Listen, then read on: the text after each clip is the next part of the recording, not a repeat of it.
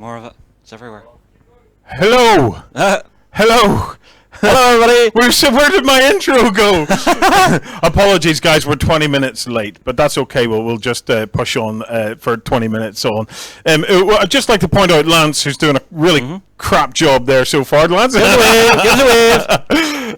Okay, so it's Hobby Night Live. Yes. Tonight, we're building a Viking table. This is Justin. Hello, everybody. I'm Warren, and we're the Beasts of War. And we're joined by our full crew of people tonight. Let's go around and say hello. Here we have Adam. Say hello, Adam. Hello there. We, of course, have Lloyd. Hello, Lloyd. Hi, everyone. Having a good evening? We have the bigger, better, beardier Justin, Jerry. How about you? Very Irish hello. And, of course, we have John. Say hello, everybody. Good evening. I said say hello, everybody. Hello, everybody. There we go. Okay, right. First things first, before we get stuck in, we have stuff to tell you about. So tonight, it's Hobby Night Live. We're going to be doing some hobby with you guys, but we especially want to see your hobby, okay? There's prizes to be won, and there's ways of interacting with us. So the first way to interact with us is via Twitter. So if you use the hashtag Hobby Night Live on Twitter, you'll be able to reach us, and I have my little iPad sitting ready to receive you. We also are giving away prizes tonight, but before that, let me remember, we have the forum topic. The forum topic is where you can win those prizes. So to go to the forum topic, go to bit.ly/Hobby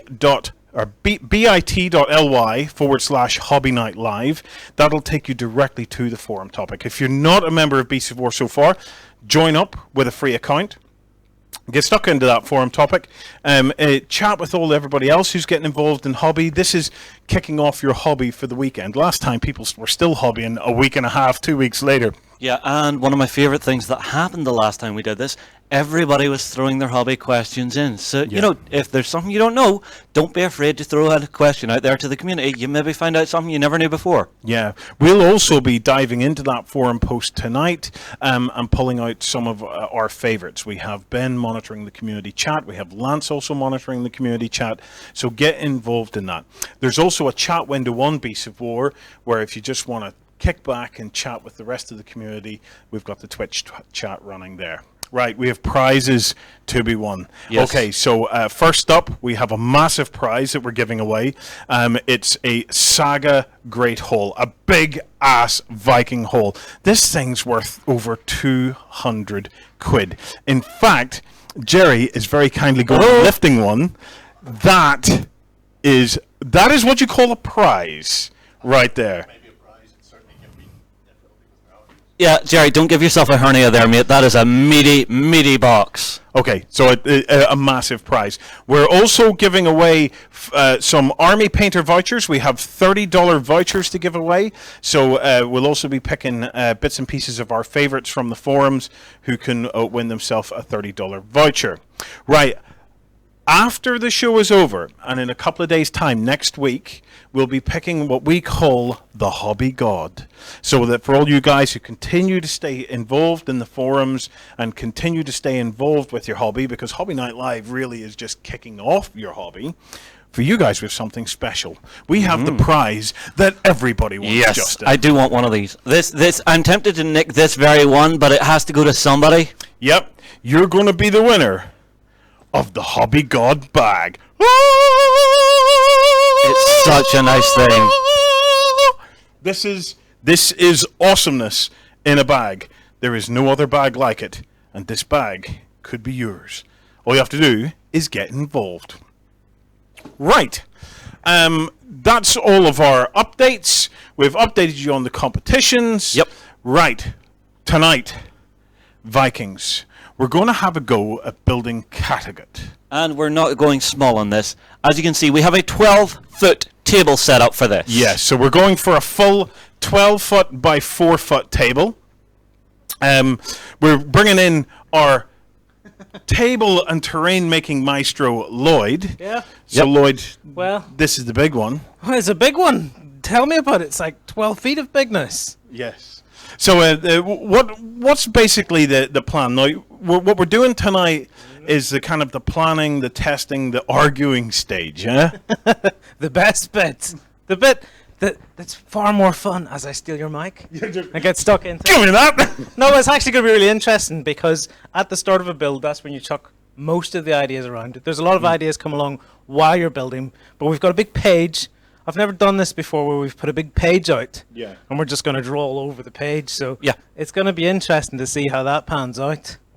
I'll give you that back. Thank you very So, much. do we sign this when we're done and send it to like the Tate Modern or something? Well, we'll have to see. I think they might take it. Yeah. So let me show you the page first. So what we did is if you come down here and have a quick look down here, we've got a big, massive roll of paper. We tried to get it 4 foot wide, but Warren doesn't know his centimeters from millimeters. Conversions.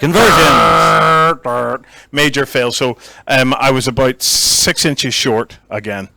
So careful now. Look, you Careful said now. it. According to the chat, Tanya says she's taking a shot every time somebody says something that's interesting. Yeah. Well, we actually Tanya, we're going to get you roaring drunk tonight, baby.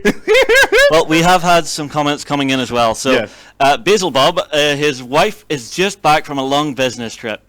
What he says to her as soon as she gets in the door: "Welcome home, honey. You're just in time for #HobbyNightLive." Live. Dude, we love you. Absolutely. Right, so I managed to up the paper, but what it lacked in width and girth, it made more than up in length. Okay, so we can bugger this up like nobody's business. Okay, so Lloydie, let's start drawing Kattegat. Right, we have a box of pens. Okay, now for anybody that doesn't know, right, Kattegat is what is Kattegat? It's basically a Viking village in one of the Nordic fjords. Yeah. So you'll be coming in from the ocean into the fjords, and then you'll have the landing area where you're going to have your ships tying up. Then you have your village. Then you have some defenses, and then you have the wildlands beyond, maybe some farmsteads. Okay, so if you've been watching the Vikings TV show, you'll be hooked. Yeah. And if you haven't been watching it, you want to watch it. I've been converting people left, right, and center to watching this show. It's just absolutely mad. Who converted you? Absolutely. Yeah. Right. So we're going to try and recreate Ragnar Lothbrok's village that then became almost like a little mini state all of its own. This is where this gets fun, right? I'm just going to grab this for a sec. Because when we first talked about this, I was thinking, oh yeah, we can do the village. Yeah. And then as we've gone on, there's more stuff has arrived, which we'll talk about later. Yeah. And I've gone, wait a minute, we're moving far away from the village of Kattegat and very much to the miniature city version of it, the way we're going. Yeah, well, Lloyd, terrain building, okay? This is, when we're finished with Hobby Night Live over the next 3-4 weeks or so, we will do the complete build, and we're going to put it out just like we did with the pirate table. So there'll be a 5-part mini-series, or X number of parts in a mini-series, detailing how the entire table is built. If you want to see the end results of one of those mini-series, we did one recently for this table here, which is our Caribbean table. Caribbean pirate table for Blood and Plunder. So, if you have any kind of desires to watch that, head on over to beastsofwar.com, and we'll make sure and put up a link for it so as you can see how it was put together. It's about 3 hours of content showing how everything from rocks to details and bridges and everything were put together. So the plan is to do something similar here, Lloyd, but it all starts with the planning. Now, describe Kattegat as best as you can. That's all right. I'll grab this one. Well, I've been doing picture research, and I'm guessing we're gonna need this length because Kattegat is all about. It's a big long. What is it? It's a bay, an inlet. It's a bay, and it's got cliffs down either side. So we're gonna try and replicate cliffs along a watery stretch, and we've got quite a lot of Viking ships and stuff to put in place. So originally I wasn't thinking of having quite so much water. When Well, we you see, talked about this is doing the thing. How much water do you want on this? A lot of water. A lot of water. A lot of Let water. me put this down. So, okay, so How far in is the water going to go? 3, 4 feet? Do you want more? 5, 6 feet? Well, here's the thing, okay? Mhm. There was like 13 Viking ships suddenly arrived in here. I think Yeah. we'll take a look at one of those later. Yeah.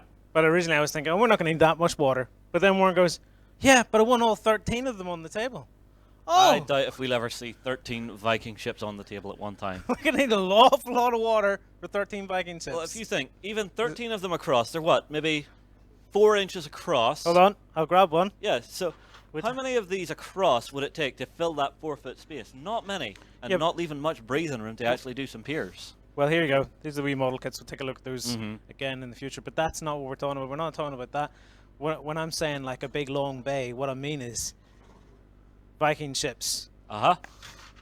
spread along it. Now, if you watch Vikings, the TV show, Yeah. do you know those moments where the fleets of the other, Oh, you're Of the wanting to other- actually see them sailing in. yeah, the other villages and stuff start to arrive, So like this. and there's a fleet of them coming in.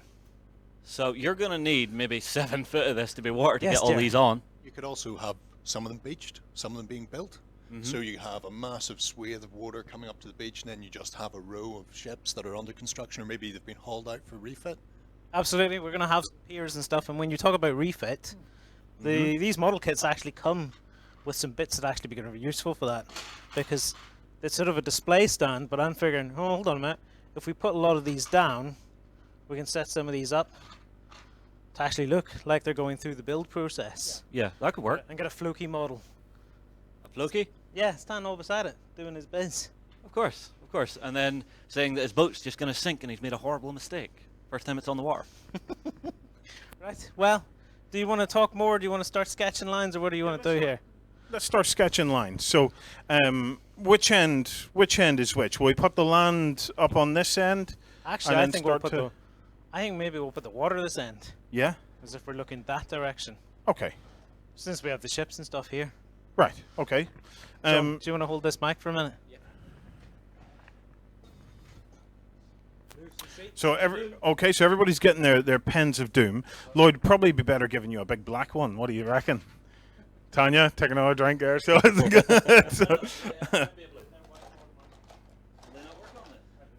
oh, they will. They will absolutely. There's one with a nice big red end there for you, so you can have that one. We're doing the water. It has to be blue. Yes. I got my pink one. Sorry? Oh, sorry. You're talking and you don't even have a mic. And in fact, you're talking and you don't even have a mic. Okay.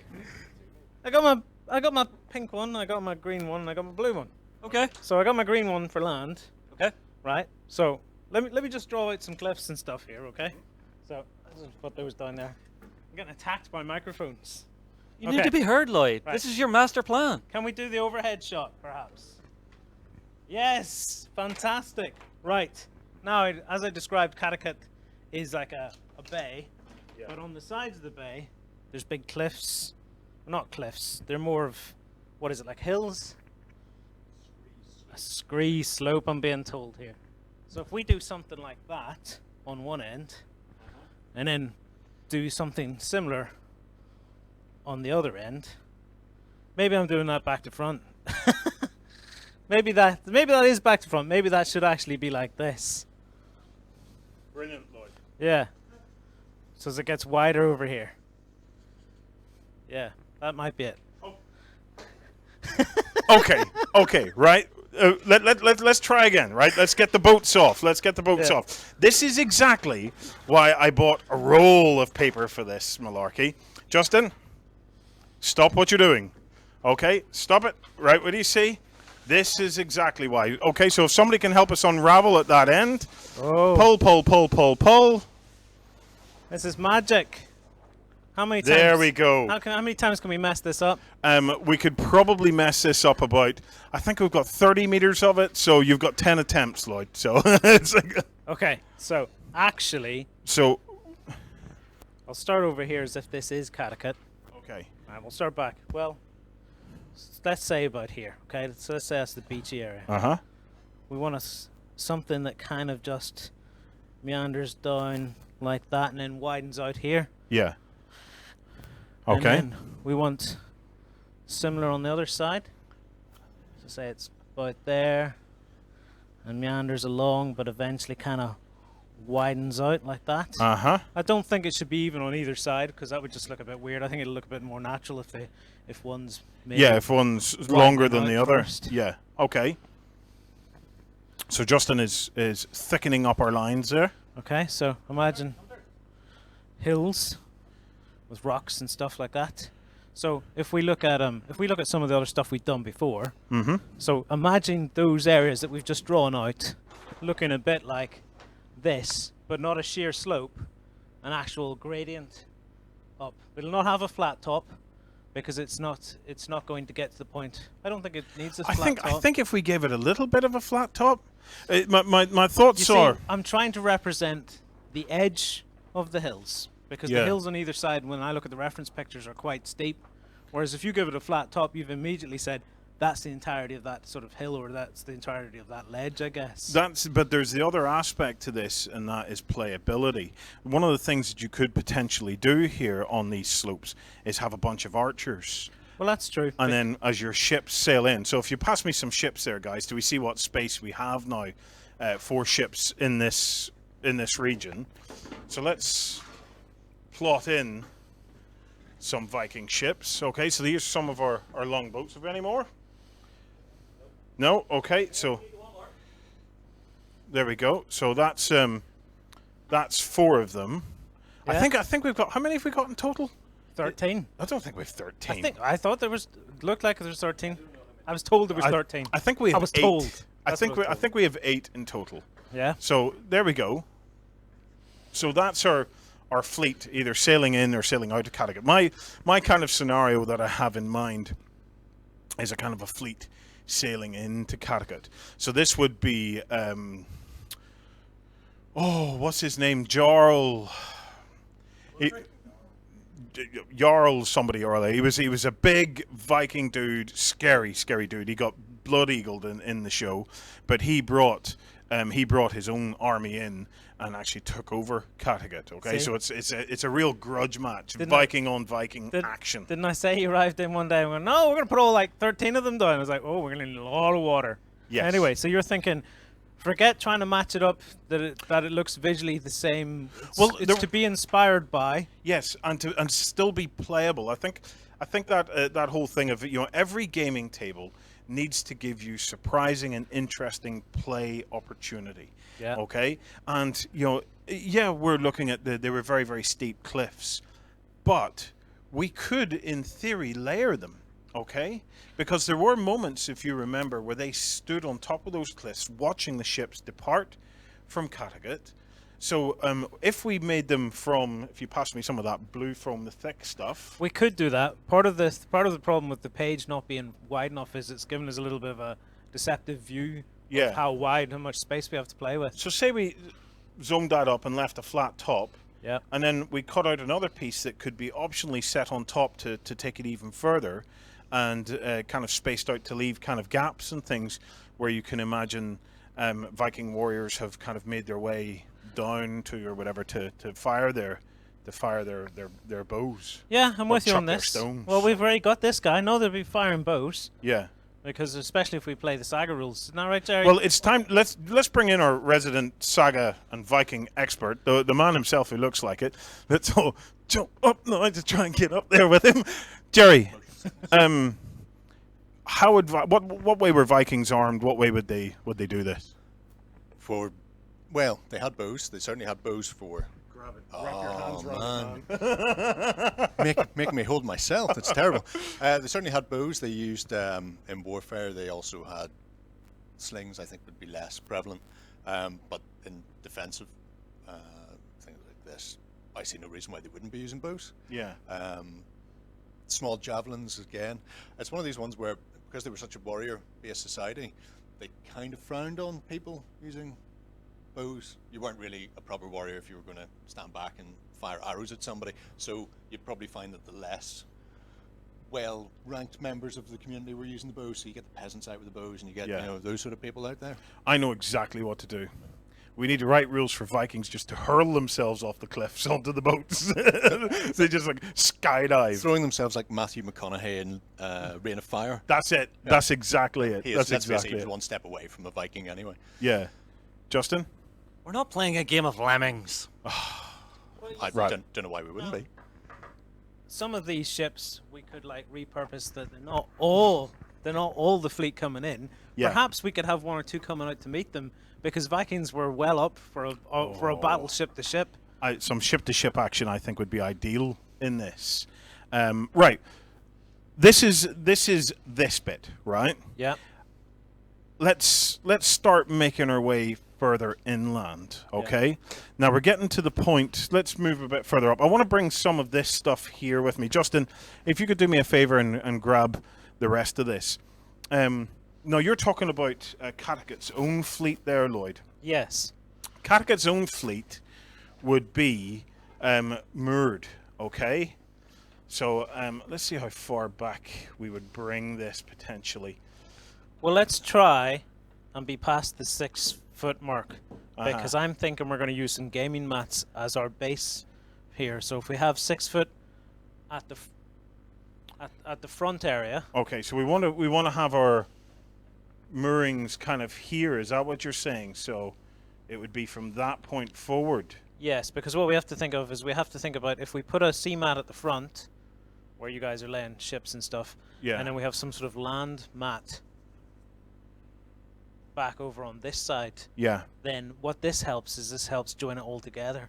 Mm-hmm. Because Jerry, I know you were kind of, you heard me pondering this idea of mats, and you were like, well, how are you going to join the mats together? Oh yeah, I can't wait to see how you're going to join the mats together. I think that's going to be one of the most amusing things. I'll be back. Oh, I'll be back talking about. Well, Okay, so we have to work out now what we're going to be doing here in the top of the table. So in the top of the table is going to be Kattegat itself. Now, if I can basically remember, we had kind of like a beach type area. So let me say, so this is going to be your kind of your beach. Okay. There was beach, and then you came up into buildings and things here. So this area here is going to be kind of developed. We have a couple of little buildings there, Lloyd. You want to bring them in to? Well, we have a couple of options. Yeah. If I just grab this, right? So we could go down this sort of route and have this coming off of a mat of some of our material, which you'll see a bit more of Yeah. later. But if you want to do the whole beach thing, then that doesn't quite lend itself because the way this rips up, it gives you like nice looking rocks and things. It doesn't really give you a nice smooth slope. But the thing is, you've got quite a lot of height to build up to have that Yeah. reach there. So maybe it's a combination of this material with something else, where you actually just build up a sloped beachy area with a mix and throw some rocks and things in it. But I'm trying to make this again in a modular It fashion. has to be modular. It has to be something that we can pack away. Yeah. And whip it out and basically put it together quickly. Mm-hmm. So it's that beach bit is always a problem. Do you know what, guys? Over to you in the community. If you can post into the chat and stuff, we're going to utilize foam to probably raise all of Kattegat or part of Kattegat. Okay, but this foam material, I suppose we could try, and if you just come down here, Tom, try and really kind of blend it up to try and see if we can get a smooth beach kind of effect. It's extremely difficult. Yeah. We might be able to use some other tools rather than just using our fingers, because normally when I'm modeling with this stuff, if you've watched any of the other tutorials and videos that we've done recently using this material here, which is it's upholstery foam. Yes, this is upholstery foam. So The way you do it is you just literally rip at it and you don't need any complicated tools. But then if you're going to do that, it's very hard to get slopes. You see, because when I was thinking about Kattegat, there is a point where later on you just don't see very much beach at all, because it is all very built up at that point. Yeah. At least I got the impression. Justin, do you want to check? Do you want to check the chat and see if any community members have been posting about this and if they've got any ideas? Because tonight is the night, guys. If you have ideas on how we can or what you would like to see built into this Viking table, or ideas of how we could go about it, tonight really is the night to start suggesting them. We'll It's- come back to that bit, Lloyd, after we've given the viewers a bit of time to to digest that. So let's imagine just for the moment we're coming up to that level. Okay, Yeah. so let's move that out of the way. Little bits of Okay. flock falling off. We've a mad Viking here. He's this is Rathgar Warrenbrook standing right there. So, what have we got, Justin? Anything First worth things reporting? first, someone Yeah. is screaming at you in the comments. Jarl Borg. Jarl Borg. Oh, I love you. Who was that? I didn't get a name. But Jasper Extreme is asking, can anyone tell me where those longboat bundles are from? Yes, I can absolutely tell you where the longboat models are from. So, Are we going to get a closer look at them? yeah, we will take a closer look at them later. But let me explain. In a Beast of War build, okay, in one of our terrain projects, we tend to do a mix of stuff that you can buy and stuff that you make, okay, because we realize that very few of us have the time to make everything, and very few of us have the money to buy everything. So and some of this stuff just doesn't exist if you want to do something custom like this. So the boats in this one, I did search for Viking boats. There's resin boats and stuff out there, but the ones that we're going to be playing with are Revell Viking ships. Okay. Now, the reason I went for these, £15 a boat. That's why I went for That's these. not bad. Not bad So, at all. considering that to try and get an equivalent boat in resin, you're looking at about 50 quid a boat. So, 15 quid a boat seemed like the way to go to me. And these are partially built. That one there is a bit more complete, and this is what it'll end up looking like. We'll show you in a bit closer detail later on, so as you can see some of the details of it. But I'm pretty impressed with it as a gaming piece. If I'd bought it for a high-end Viking diorama, I wouldn't have been so impressed. But for a gaming piece, it's absolutely spot on. Okay, so we have a fantastic one in here from Edin Nuir, I believe it's pronounced. So it's for the beach. Latex with fine sawdust to make the beach. That way the mat you have under it can still roll up and it will be durable and you can layer it up to whatever height you want. Is that a possibility? Latex, Lloyd. Now you're saying liquid latex. Liquid latex, and then what? Just put sawdust on it as a like PVA and put sawdust on it. That's Is that apparently what it he's saying here. Yeah, we Is could it a do that. The possibility? problem with that is it's going to look kind of flat. I know exactly what to do. It might be expensive.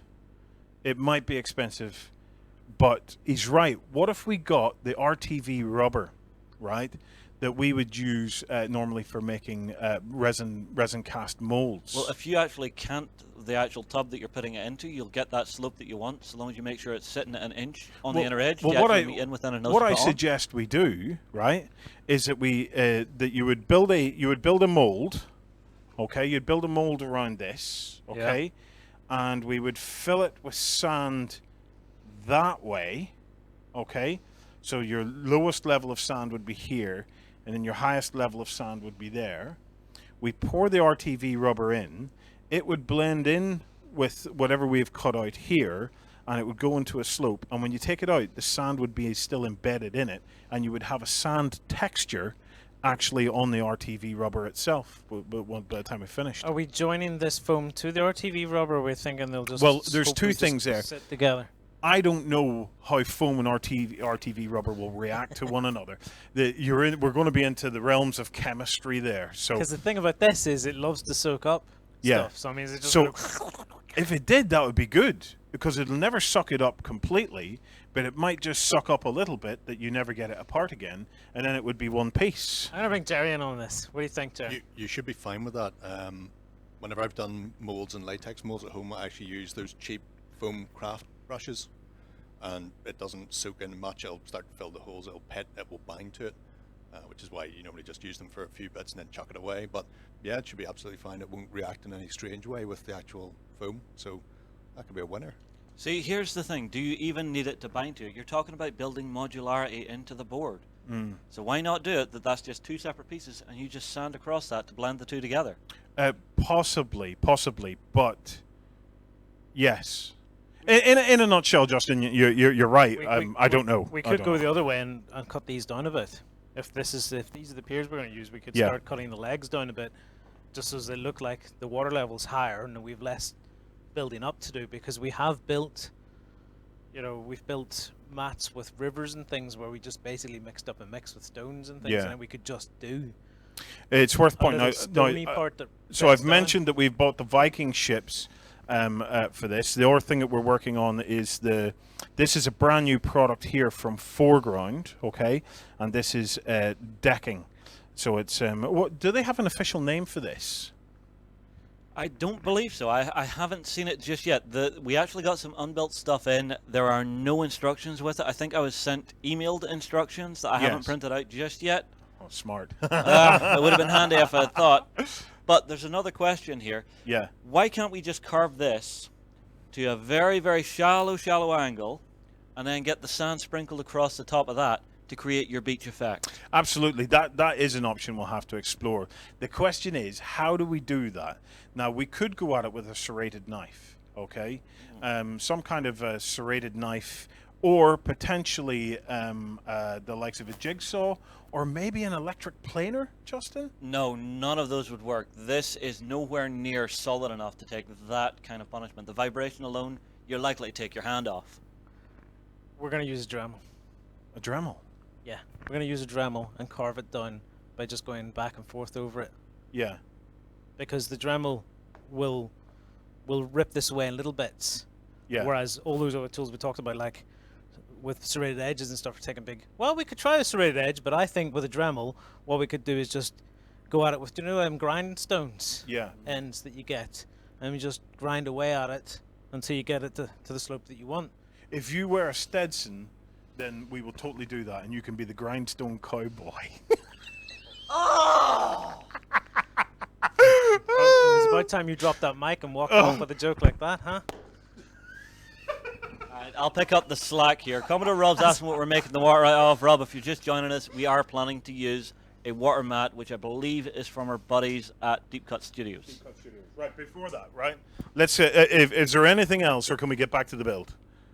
Right, we're getting back to the build. Okay, so let's get the boats back in. We're talking about beachfront here, okay? Yep. We're then into Kattegat itself, okay? Do we have more buildings? Yes, Justin, start grabbing me some buildings here. Now, Jerry. Let me just get that. There we go. Okay. Right, so Jerry, in a Viking settlement, okay? I'm going to ask you, because you may not know the answer, but is there any particular layout? Would you find smaller kind of buildings to the front, and then your more wealthy buildings in the center, and it kind of working out that way, or what do we think? There's been some excavations done, so I'm going to base this on Limerick, because I know that one. And there were a couple of interesting things about the way they developed a settlement. So you almost have a main thoroughfare, and it's almost laid out like American grid system. Yeah. So it's not quite as haphazard as sort of a lot of the Medieval stuff. Yeah. stuff would be, where they're going into a certain place, but you would end up with a almost coming from the pier, where obviously they're traders as well as raiders, through the main town, and then you have branches off. So they actually would have paved, or rather decked, the main thoroughfares. So you would have wooden paving marking out your routes. It's getting And then interesting. as you come into the poorer parts, into the sort of the less well off, it would just go from maybe a wooden decked pavement into just a dirt road, dirt track. And then they also had wattle fences, so they each had their own little parcel of land that they would fence off so they could keep livestock without it roaming. So like I say, Limerick builds up like this, and then at the back of the city, the town of Limerick, it was actually on a hill, was the main long hall, and it had a proper wooden palisade around it, because that was obviously the king lived there, so he overlooked the entire village with his own level of protection there surrounding it. So you could have Kattegat building up to a slope to a hill with a big long house, and you could have that fenced off. It's interesting that you said it's more of a grid look, because usually when I'm playing SAG, I just kind of threw the buildings throw them down wherever. in a I mean, haphazard way, and then Justin just laid them down like this, and I was going, you're laying them down very rigid. Yeah. But then if we cut, you're saying that this actually a rigid sort of scheme like this would have made sense. Just because it was Dark Ages doesn't mean they're just going to chuck everything Certainly would be. willy-nilly. I mean, you don't need to have everything precisely laid out. You're not wanting a perfect, one block by one block town. Yeah. But certainly having that, and then maybe having, a little hovel, a little shack with its own compartmentalized, its own little fenced off area, and then another one beside it. You're building up.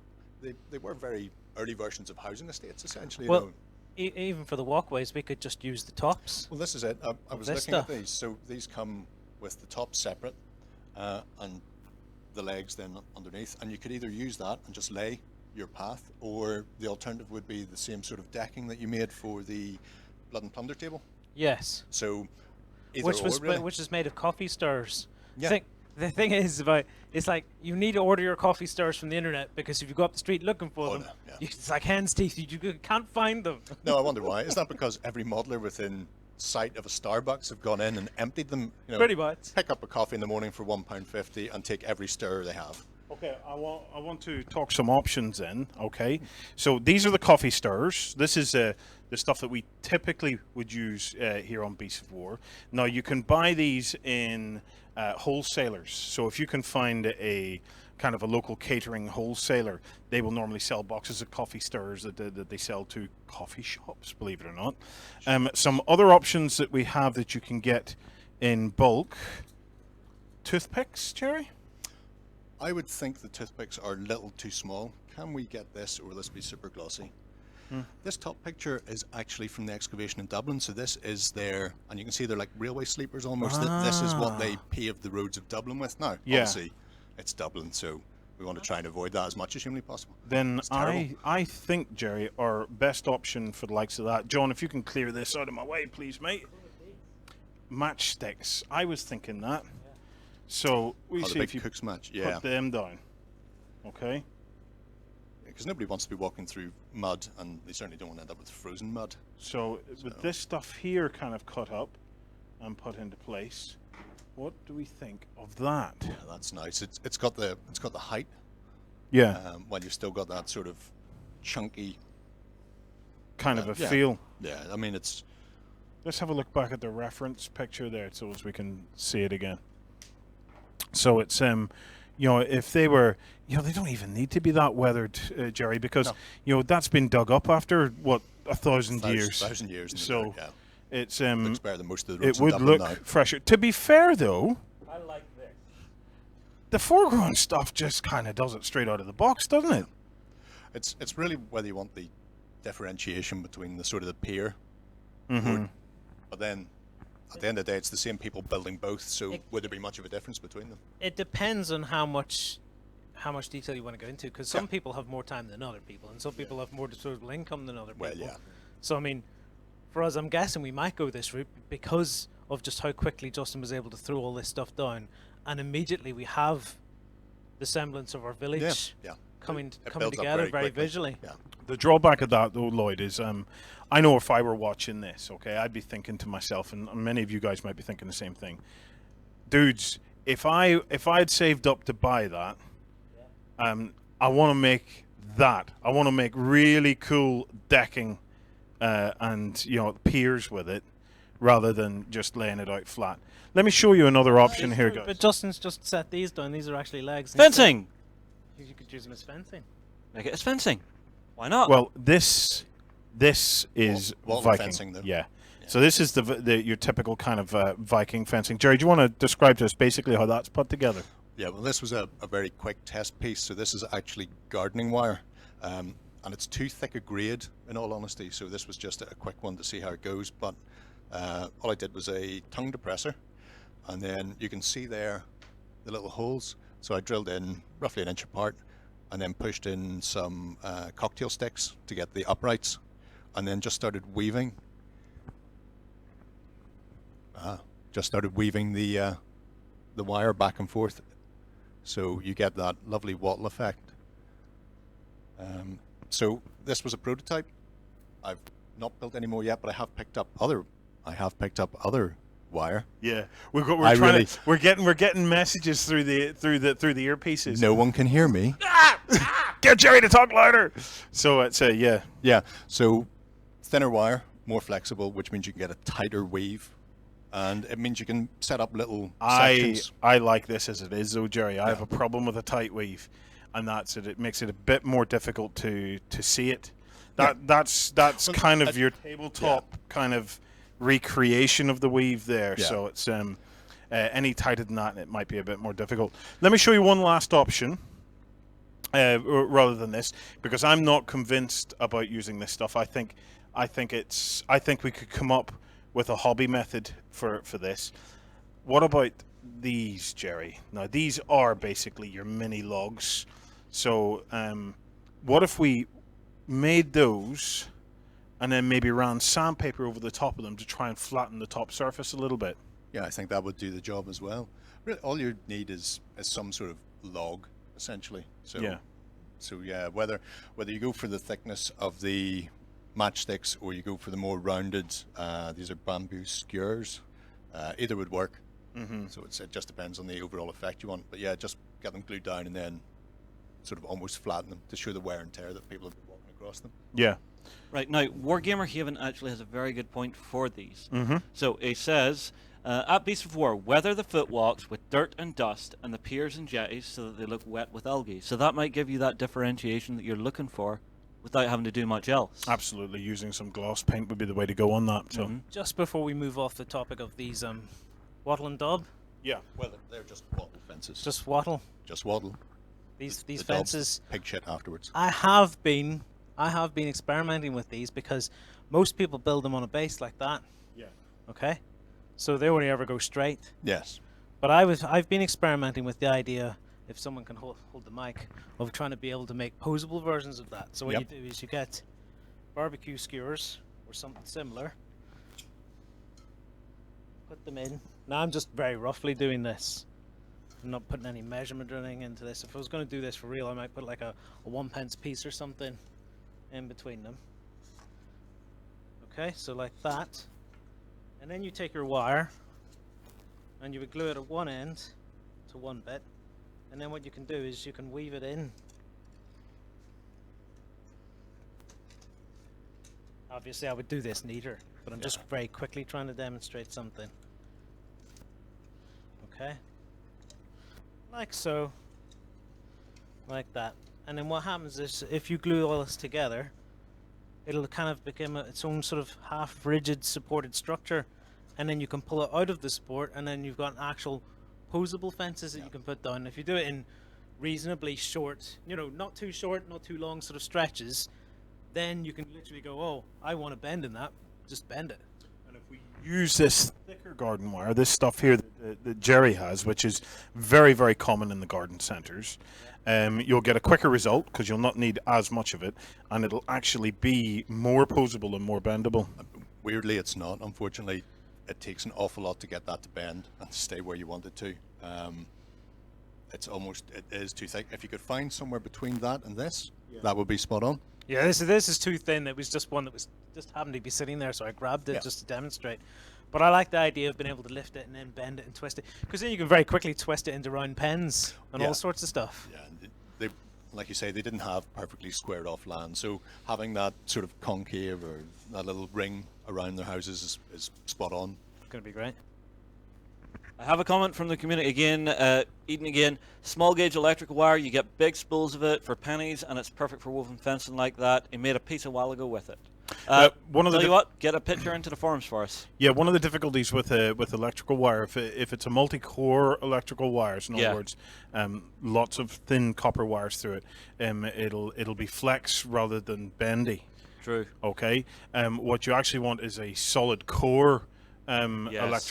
electrical wire. So a trip to Maplin's or your Radio Shack or something like that is probably your best bet. Well, you see, your garden centres also sell a wire that's just a. Well, they do sell thicker garden wires. But so. that isn't wrapped in anything. It's just a thicker metal wire. Yeah, like a galvanized Yeah, thick exactly. wire. Yeah. So it's just a case of go down, peruse the shells for a little bit, pick something and go and try it. Right, I'm going to shout at my slaves. John, Adam, can you guys grab me the big Viking hall, any other Viking buildings that are all still in the boxes and stuff like that there, and bring them over to here. Lloyd, let's grab Jerry and get back to this to do our layout. So obviously, when it comes to this, placing the buildings first is key. And then roadways and pathways and things can be put down after that. So how many buildings do we have? And we can start to work out where we're going to put them. We also want to make sure that the table stays playable. Okay, so if we cut to our top camera there. Okay, so Jerry, clearly for Kattegat, okay, our big Viking hall has to go, I think, right in the center, and I think quite far forward actually, because remember we have to condense things a little bit here. So if we had our Herod the Great saga hall sitting imposing just right about there, okay, and then the other kinds of long houses and things like that around it, what does that leave us in? We have a couple more small buildings and two more long houses. We have to take into account these cliffs. Yeah. Okay, because remember the cliff is here. Yeah. So that has to go somewhere, it has to be taken away. Yes. So maybe that's going to be more shallow out like that, and then to push that a little bit further out. I don't know, because what we want to avoid is just having big, long, straight cliffs. Or, because I was having a couple of peeks at some of the bits and pieces about where they filmed it, instead of having this on both sides narrowing, you pull this side out and you sweep it around, so that's your cliffs coming to the beach, and it gives you more of the village to push back on. So we just don't have any cliffs on this side. Just build one side of it then. One bigger cliff, and then because they had if I remember right, the Lawmaster stood on like a flat part of the cliff right by the pier almost. Mm-hmm. And then you had the beach coming around this way where they had ships and they're like, that's a ship. It's got a sail and everything. They had the ships on the beach, and then you had the town pushing away from it, so you push back that way. The upshot of this is we can then extend that cliff out a little bit. Oh yeah, you bring it more this way. We can have more of it. Yeah, and you still have enough water from this side as if they're coming in that way from the bay. Yeah, I like that idea, because then actually also from the point of view of looking at the gaming table, you can peer into it rather than trying to peer over two cliffs. Yeah, you're not looking down the length, you're coming in with the fleet. If anything, that also makes it more playable as well, because your Viking battles and stuff isn't just quite so contained. Love that idea. Right, so what's the plan here then? We're going to drop, if we go back to our top cam, we're going to drop this. This is now going back to the waves, okay? So we're going to keep all of that there as water.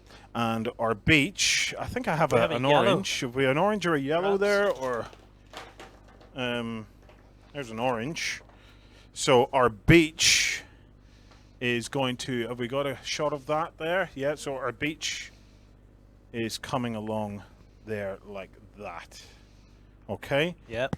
Which means that this then all remains as water. What is happening over here? Because the cliff's still lapped around to here, and it has to go. Do we just sort of subtly take it back? If you remember, they did have it was like it backed onto a forest, which is quite rugged. So this is all cliffs to here. This is where your Lawmaster stands, giving judgments, going, "You're going to die now. You're not going to die." This is the big rocky. Exactly, but that's only 3-4 meters tall, because the population stand below to listen to his judgments, and then you've got either more hill going that way and fading into a forest. It's interesting that you mentioned. Can you throw me a pen there, please, Jerry? Thank you very much. It's interesting you mentioned trees, because in my mind, originally I was thinking cliffs over there, beachfront here, village, forest back here. So I was thinking the forest is all going to be, back at this location. But yeah, the forest, as well as the cliffs now, can start to lap we just encircle the village, around like this. and then it sort of frames it. Yes. Rather than it just being all at one end. Yeah. So this all becomes sort of forest. And you can, if you want, then you can have that height. You can add some rises in there at the back, because there's still, I'm assuming, more mountainous area back there. So you've got bits of hill, trees at ground level, trees moving up, and that it frames it nicely, I think, anyway. Okay, so one of the so we need a layout of buildings. We need to keep it kind of flat. What I'll do is I'll leave you guys to do that, okay? While I'm in with Justin and Ben and Jerry. So Jerry, if you want to make your own way through to Justin there, he will take good care of you. Finally, though, okay, John, can you grab us some of the winter trees that we're playing with at the moment? So we have our water, okay, with the cliffs on that side, okay. Coming up onto the beach, into the town itself, the Great Hall, which is going to be the absolute centerpiece, okay, and then behind the Great Hall we maybe have some long houses, and then I want to play with this bad boy here, okay? So this is the Fabled Realms Fort, okay? Firber. John, come and talk to me. Fort. Come and talk to me about Firber. No. Okay. Later in the series of Vikings, okay, Kattegat grows and gets bigger and gets stronger and gets more valuable. And they actually try to build the defense of Kattegat. And you're looking in there, is it 1 billion pieces? So I'm thinking a fort wall at the back of the table before you actually get to your tree line could be a really, really cool thing. Now, we only need to build one wall of it, Lloyd. Kind of coming across there, so it doesn't. We don't necessarily have to build the entire fort, but we will build that entire fort because it's just too cool not to. Absolutely, yeah. Definitely want some of these towers and stuff, though. Yeah. Because they had those around Kattegat as well. And then what I think we should also do is get some barbecue skewers to be maybe some of the, I don't know what they're called, they're like sticky out things of death. Yes, spikes. Spikes!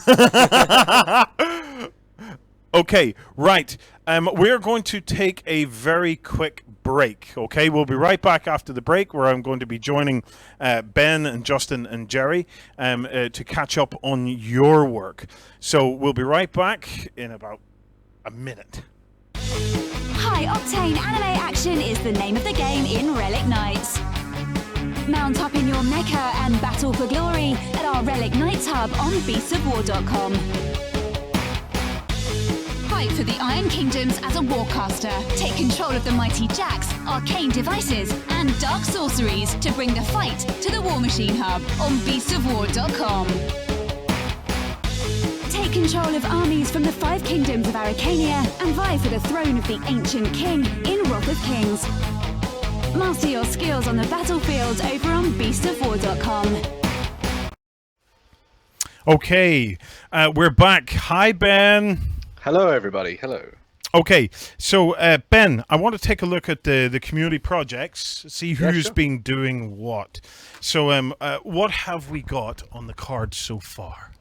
Cool, yes. So we're going to be kicking something off with looking at, let me just find his name. It's Janus1004. Mm-hmm.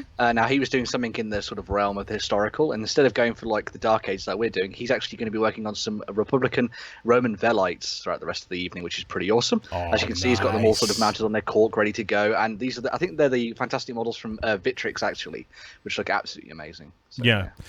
Jerry, tell me about... So the Roman Empire fell.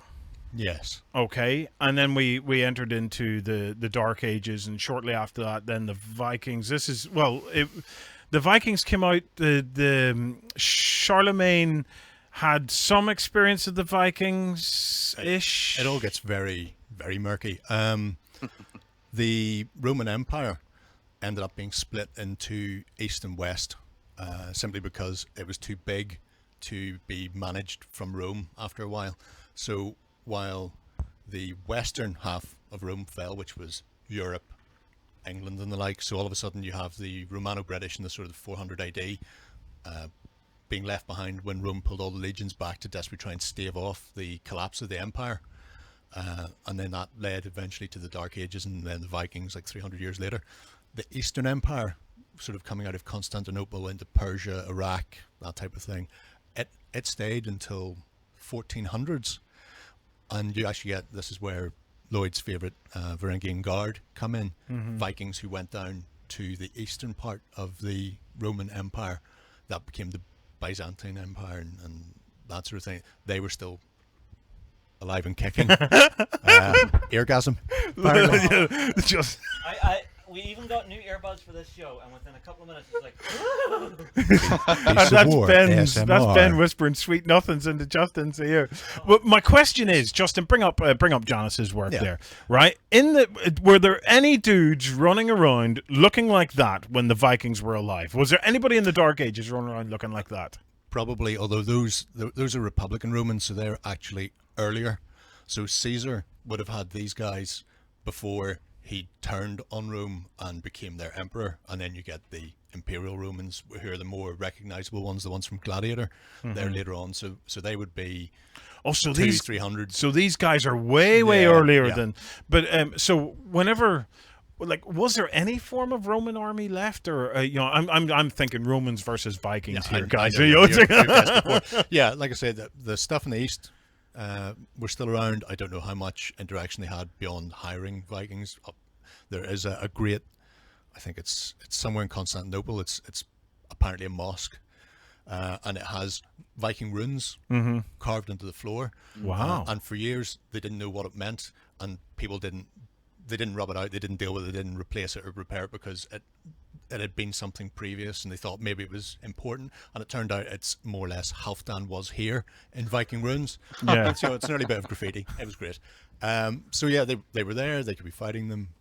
The Romano-British, who hung on, were more what we would think of as the sort of the auxiliary Romans. Yeah. So chainmail round shields, not the rectangular shields. You wouldn't see a Roman legion marching out against Vikings. There's just too big a gap. Yeah. But you could certainly see the descendants in Wales and that sort of thing, where they're just trying to cling on to the last vestiges of Rome, possibly kicking off against them. Ben, who's next?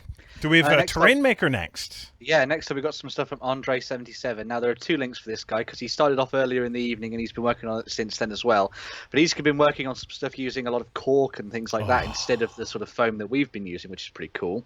So as you can see, he's been working on some stuff to work together a little bit of a desert planet. And in the first one, you can see some of the earlier bits and pieces for this. And in the second link, there's a few more of his creations, sort of setting out in the sun, ready to be sort of dried and things like that, so you can add them to the tabletop as well. But yeah, really interesting stuff using cork. Obviously, it's a really fantastic material that actually, looks like rock once you're pretty much done with it. So yeah, really cool. Cork and cork bark is one of my favorite materials for rock making. Bring that picture up there, Justin. Andre, let us know somewhere in the thread if you can, mate. That's not one big giant piece of cork with a bit spread on it. Cork doesn't come as big as that. Normally, cork that I see comes in like cork sheets. Yeah. So what's in the middle, man? What is it that you're packing this out with? Are you binding the cork around polystyrene and then filling it up with a kind of a filler like a sprackle or a polyfiller? Because unless cork comes in almost like a log, but I've never seen it come like that. I've only ever seen it in sheets. The biggest I've seen would be for what they call the reptile vivariums, or the reptile houses. Yes. So you get you can get log essentially of cork, but I've never seen it beyond a sort of 3-4 inches. Yeah. Tell us your source, man. Who's your dealer on this? We want to know. We want to know. I really like that. Lovely work. Right, next up we've got a bit of sculpting, Ben. Yeah, so this came in from Zombie King, who's actually been working on, as you say, a little bit of sculpting. So he's shown off what he's been starting off with the wire armatures and things, and then he's been working up a little bit of green stuff and working towards the final stages. He's actually designing this mummy for part of his Blood Bowl, like a Blood Bowl tournament that's coming up soon. So he's going to use this mummy as a referee that's going to be there to sort of give out as a prize to some people, which I thought was really cool. And yeah, it's interesting to see it coming to life, the very bare bones, as it were, which is cool. It's really nice to see the way this stuff builds up from nothing, essentially. Yeah. Because there you have your wireframe. You have that initial shape that is gonna go for. That's that called a post. dolly. Yes, I know. Oh, okay. It was just in case you didn't know.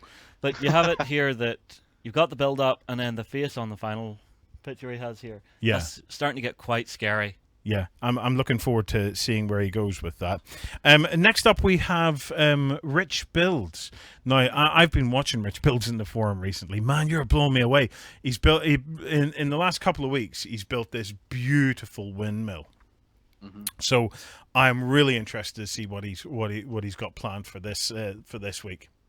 Yeah, so inspired by what we've been talking about with the Vikings, he decided to put together a little bit of a project of his own, and this is the Viking tall house, as you see here.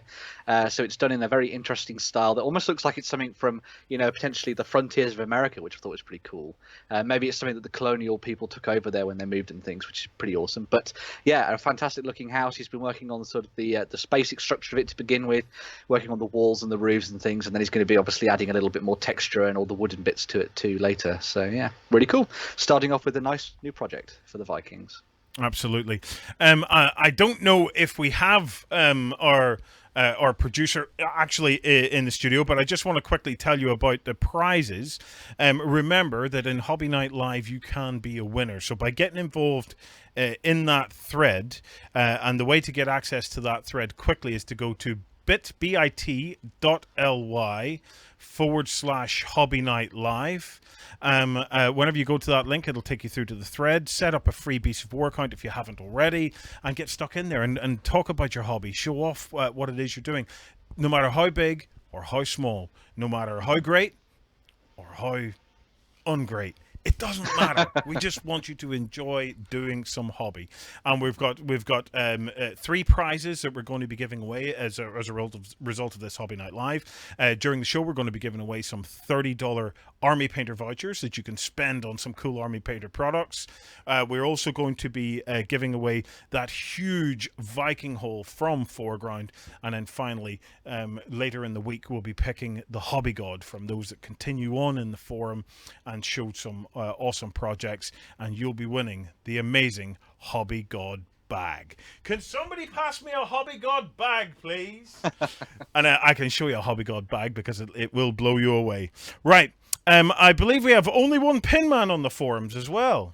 Yeah, so Only One Pin Man's going to be doing a little bit of a fantasy and sci-fi mix. He's got his Fey Enchantress all based and ready to go. But the main thing that drew me towards some of his project work is what he's going to be working on for these new Astra Militarum. They've got a little bit of the sort of Mordian Guard feeling going on about them, sort of mixed in a little bit with some sort of Zulu War style British uniforms, which I thought was pretty awesome. So yeah, he's got a little bit of sci-fi, a little bit of fantasy going on, which is pretty cool. And he's also working on a bit of terrain as well, with some sort of some hills and rocks and stuff too.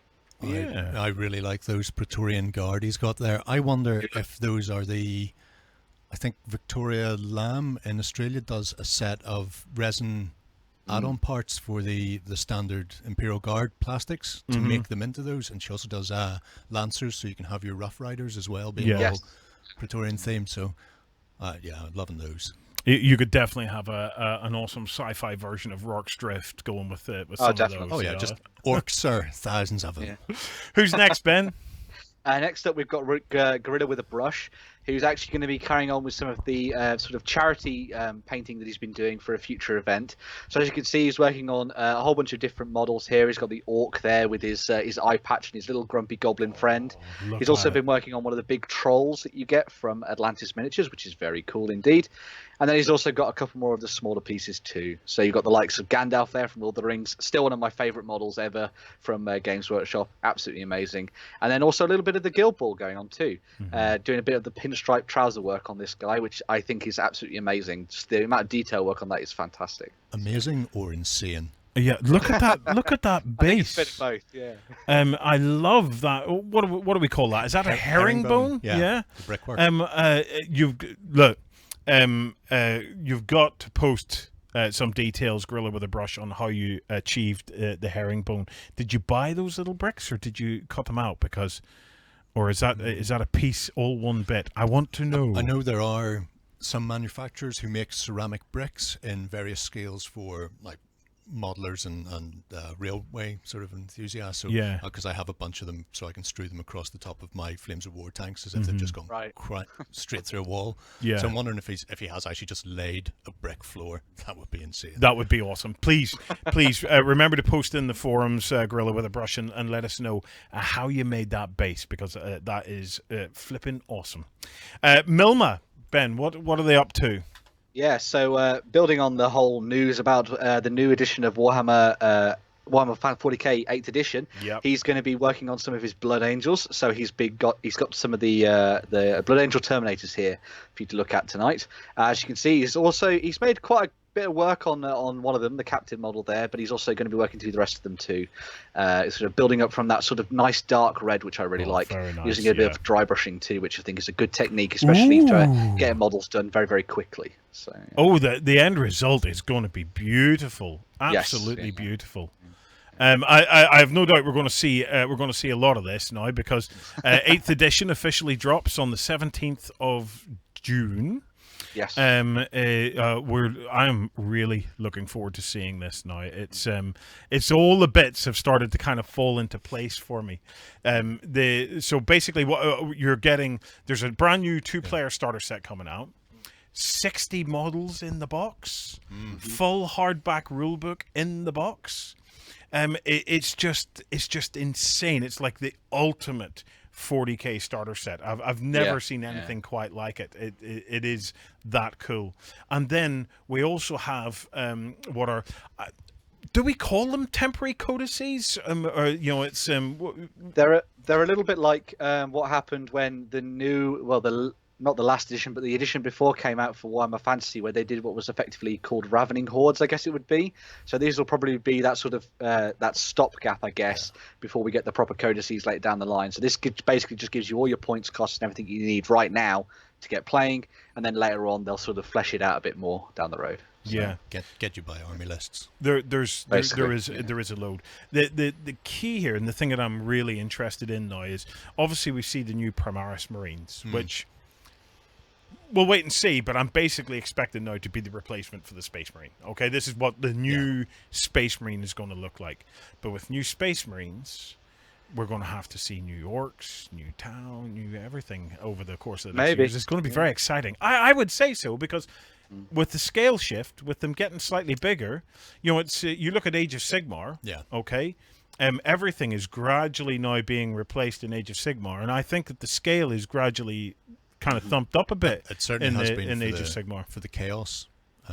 Yes, some of the guys there look almost like ogres when you compare them to but they are just their rank and file infantry, for want of a better word. But it'll be interesting to see where they go. Like you say, I've been sitting on a Dark Eldar army since it was released.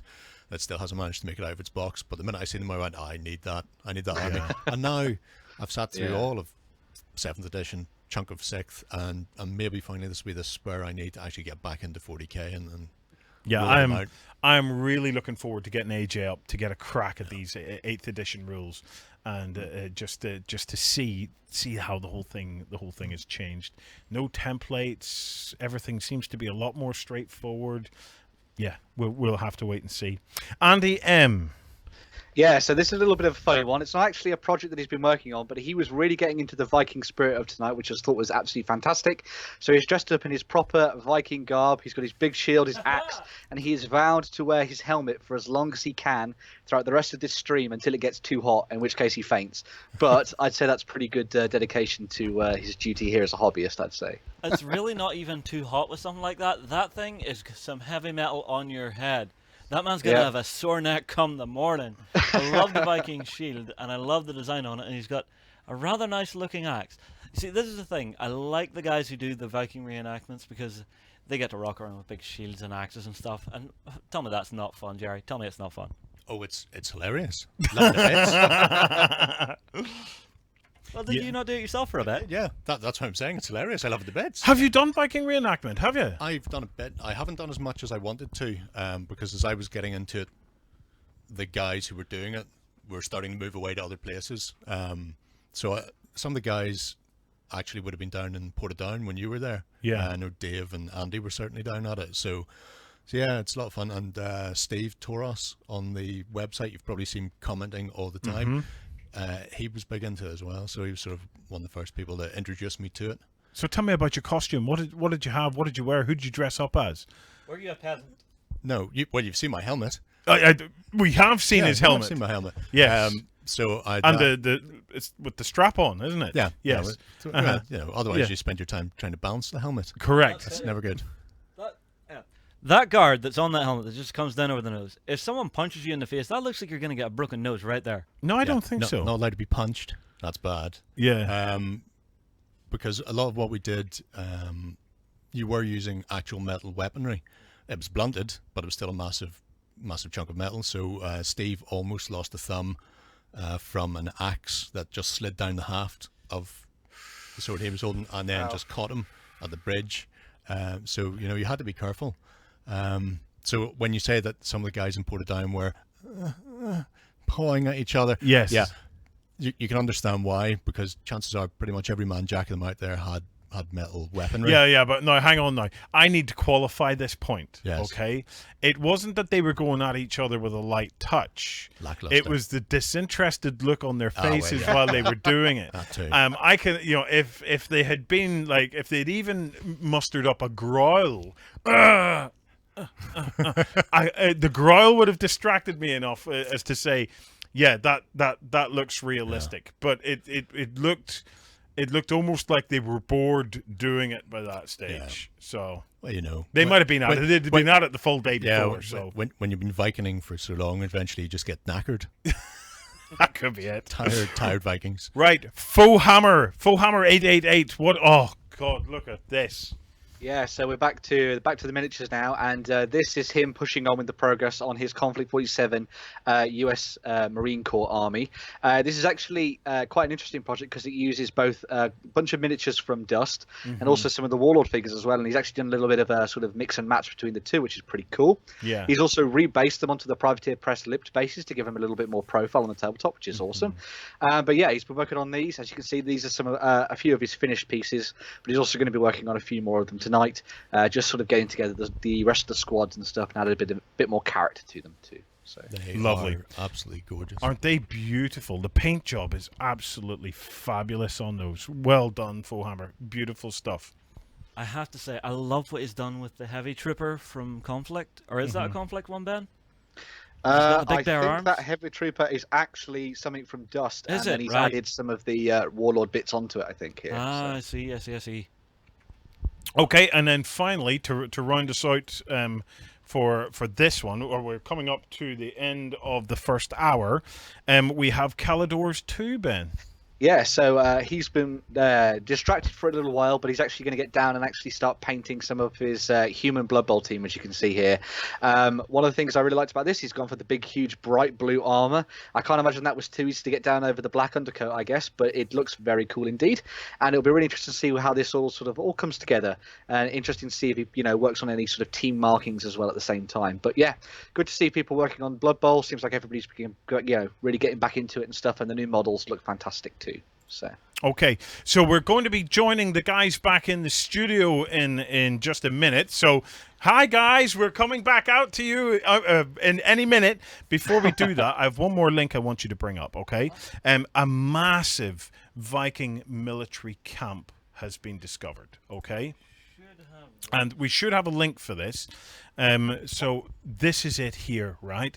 So they've discovered this camp, right? And there's just, they're learning so much about how militarily the Vikings kind of organized themselves. They were all the trading, all of the kind of just the general day-to-day life they're digging up. But stop right there, because this is the bit that I wanted to show you. Okay. So far, they have dug up over 300 lead gaming pieces. So, whoa. Awesome. The roots of wargaming might be from the Vikings. Is this what you're telling me right here, right now? Those dudes are like us. Nice. Yeah, they are totally like us. How awesome is that? When I read that, now these here are from Sorry, do I give it a go? If memory serves, it's it's Nefertafel. Nefertafel. Yeah. It's an early medieval Nordic equivalent of chess. But just look at it. They are little warriors. They are little miniatures. Yeah. So it's isn't it just cool. heartwarming that we are tonight trying to build a gaming table for our little Viking miniatures, and 1,000 years ago in a camp where they were defending it as they were trying to raid England, and this is a massive camp, there they were playing their equivalent of war games. That's It's really actually, cool. it's actually those little gaming pieces there. They're some of the kind of designs that actually spurred on one of the myths about berserkers, which was about them sort of biting on their shields, because there were so many of those little tiny pieces designed with those little men sort of gnawing on the tops of their shields, and it was sort of meant to sort of signify the madness of these berserkers as they went into battle and stuff. But then everyone sort of took it on as, oh, they clearly did that all the time and things. So, but yeah, nice little interesting fact for you there. So. Fantastic. Right. Well, I've been told that we can now start to get ready to head back. What have you got for me, Justin? Don't forget the prize winner for this hour. Oh, God, yes. Now, I'm going to say, Have you picked one? my vote goes for Fohammer 888. That is some beautiful work that he has done on those miniatures. So these guys here, these are the ones I like best. Agreed? Ben, if you say yes, this man has just won himself a $30 Army Painter voucher. Well, yeah, let's say yes. Well done, Fohammer. You've got yourself a voucher to go and get some more, hobby supplies. Congratulations, Fohammer. It is absolutely beautiful work, mate. Right, we're going to take a very quick We're going to take a very quick break, and then we're going to rejoin Lloyd and co in the main hobby hall. A world of hideous nightmares awaits in Kingdom Death Monster. Fight to survive or fade into darkness at the Kingdom Death Hub at beastsofwar.com. Become a general of mighty armies at the Kings of War Hub. Take command of elves, dwarves and orcs in this game of massed fantasy combat on beastsofwar.com. Greek mythology rages to life in mythic battles pantheon. Become a god and command heroes and monsters in a battle for Olympus at beastsofwar.com. Hello and welcome back to the Hobby Hall, where we've been working away on plans for our Viking table. I think we've been doing something smart. While you've been in talking, we decided, do you know what, this might actually go a bit easier if we actually sketched out some outlines of the amount of buildings and stuff that we have. Yeah. And got, rather than throwing packs and stuff on the table, and suddenly it becomes hard to see what's going on, now we can actually move little diagrams around. So we have 3 of these family dwellings. Yep. Hence we've drawn 3 of them. We have 2 of the hut type, which is this. We have the Great Hall. Yep. We have the trade shop, which is a bit like a longhouse, but just a little bit shorter. Yep. And then we have 2 longhouses. Okay. So we drew them out. That way we thought, well, this way we can start moving them around. So Okay, can so we let's take these away. Let's do a layout. Okay, so if we cut to the top camera there, and this is all where we go all Tony Hart now, Lloyd, isn't it? So just a touch, yeah. okay, so Jerry, I'm gonna pass over to you, mate, and between you and Lloyd, let's see what you can come up with. Thank you very much. Hello, Jerry. Nice to Hello. see you again. Likewise. Yes. So we've been sketching away. Now I see that. I figure Horns. Not realistic. Not realistic. that wasn't me. Blame him. Blame Adam. Oh, So well, all right then. we have our great hall. Now, in your description of where was it? It was Limerick, yeah. You were saying the great hall was way back here. Yeah, it was there overlooking everybody. But I get the feeling that if you watch the Vikings TV show, It is much closer. It's for mu- Kattegat, it's bangs, yeah, sort of central. Well, almost. that's it. You don't want all the action to be pushed far away, and then they would have to build an awful lot more of the town as well. In I fact, suppose. So it might actually be really close because I get the feeling it was quite close to the shoreline. yeah, So yeah. and then as Kattegat grew all the way back yeah, here. they could certainly see it and see down to the pier from the front of it. I remember that. So If I was going to have a great house, I'd have it that I could peer out. And yeah, go, who the heck is that? Huh, yeah. what's he- Here, that cow's mine. See them new cows? They's mine. See all that stuff coming off that ship? That's all mine as well. Oh, you say you brought it back? Are you bringing it back for me? Yeah. Great, fantastic. Let's do that. Then. That gold? Yeah, that's mine too. So, Great Hall Central, like that. Yeah. I would definitely. You don't want too much dead space. Obviously, they had things like the racks for drying fish. You can make some of those little A-frames and things. You could have racks for hide stuff that they would have along the sort of the pier front. Yeah. Well, more or less. So it's not going to be completely dead, but I certainly think we want some of the smaller buildings sort of coming off. You know, people who've been pushed because there's going to be an awful lot of spray. This isn't going to be a great place to be right by the shorefront. So some of the poorer members of the community are going to go there. So you think the two huts to the front? I think so, yeah. Great Hall, pretty central. We have the trade shop. I'm guessing if it was a trade shop, what if we push the Great Hall that it's not quite central and put the trade shop like Yeah, sure. like that perhaps? I like that. Like that. And then we've got some family dwellings. Yep. So maybe if we make this into a street Yep. to Like it. avoid this idea of everything just in one line that way. Yeah, we have. And then we could put a couple of long houses back here. Yeah. My only worry would be if this looks sort of too empty down here then, but you don't necessarily, even though it was gridded to a certain extent, they hold don't on. all have to be aligned like that. So you could potentially have one there, and maybe it's because this forest is sort of encroaching. So don't unnecessarily restrict yourself into having a grid. Use it as a sort of a basic premise. What we're rapidly running out of room for, though, Lloyd, is our space for our fort wall at the back. So, yeah, perhaps John could cut us a few pieces just to represent the thickness of a fort wall. So, John O, I'll grab him. So while we're doing this, he could. John, Sure. could you cut us just a few pieces just to represent a fort wall thickness? So something maybe about 2 inches, 3 inches. 2 inches by 4 inches long. Right. Like So that. so this will become then, if this is our village, this is Kattegat, and obviously you have to protect yourself as best you can from the front, but this would prevent any raiders coming from the rear then. And then we have our trees that could sort of lap in around. Where's the palisade? The palisade's before the tree line, Yeah. isn't it? Yeah, you would like the trees outside. So trees in around here. We do have our bases and stuff to be able to do the gaming trees, Jerry. Isn't that great? Yes. Oh, I'm all for that. Nothing worse than trees. Nothing worse than trees without a base on it.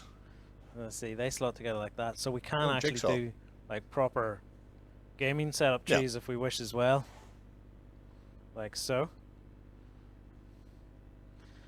That's good. Now this is good because this has condensed the tree line on this side, because I was concerned that maybe we wouldn't have enough trees for a big forest back here, but now because we have a smaller slither of a forest around there, Yeah. I'm thinking, ooh, a few little trees will do the job. Let's see when we get our palisade in. If I trade you a long house for one of these family dwellings, Put the longhouse where? pop her in there, yeah. Break that up, and that looks a little less square. What's that like? Have something like that. I wouldn't like people that close to me if I was a big rich person. How about we do that? Yeah, That's better. let's go for And that. then that gives us a bit more space for the palisade back here. Say. Because again, like I said, we could give them their little walled off gardens or their fenced off gardens, so they've got the area where they can keep goat, sheep, ducks. What I have no idea what a Viking farm, some sort of berserker pig, perhaps. Well, we don't have to throw every building down. I mean, like we could take this and perhaps we could throw a hut up on up around the cliffs, as if it's just sort of a lookout hut. I probably wouldn't, but I'd be more likely to have maybe a couple of huts.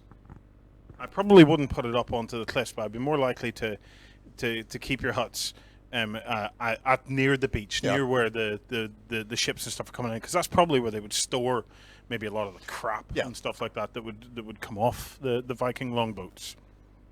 Right, John, how are we doing with our fort template? Have we got some bits? Okay.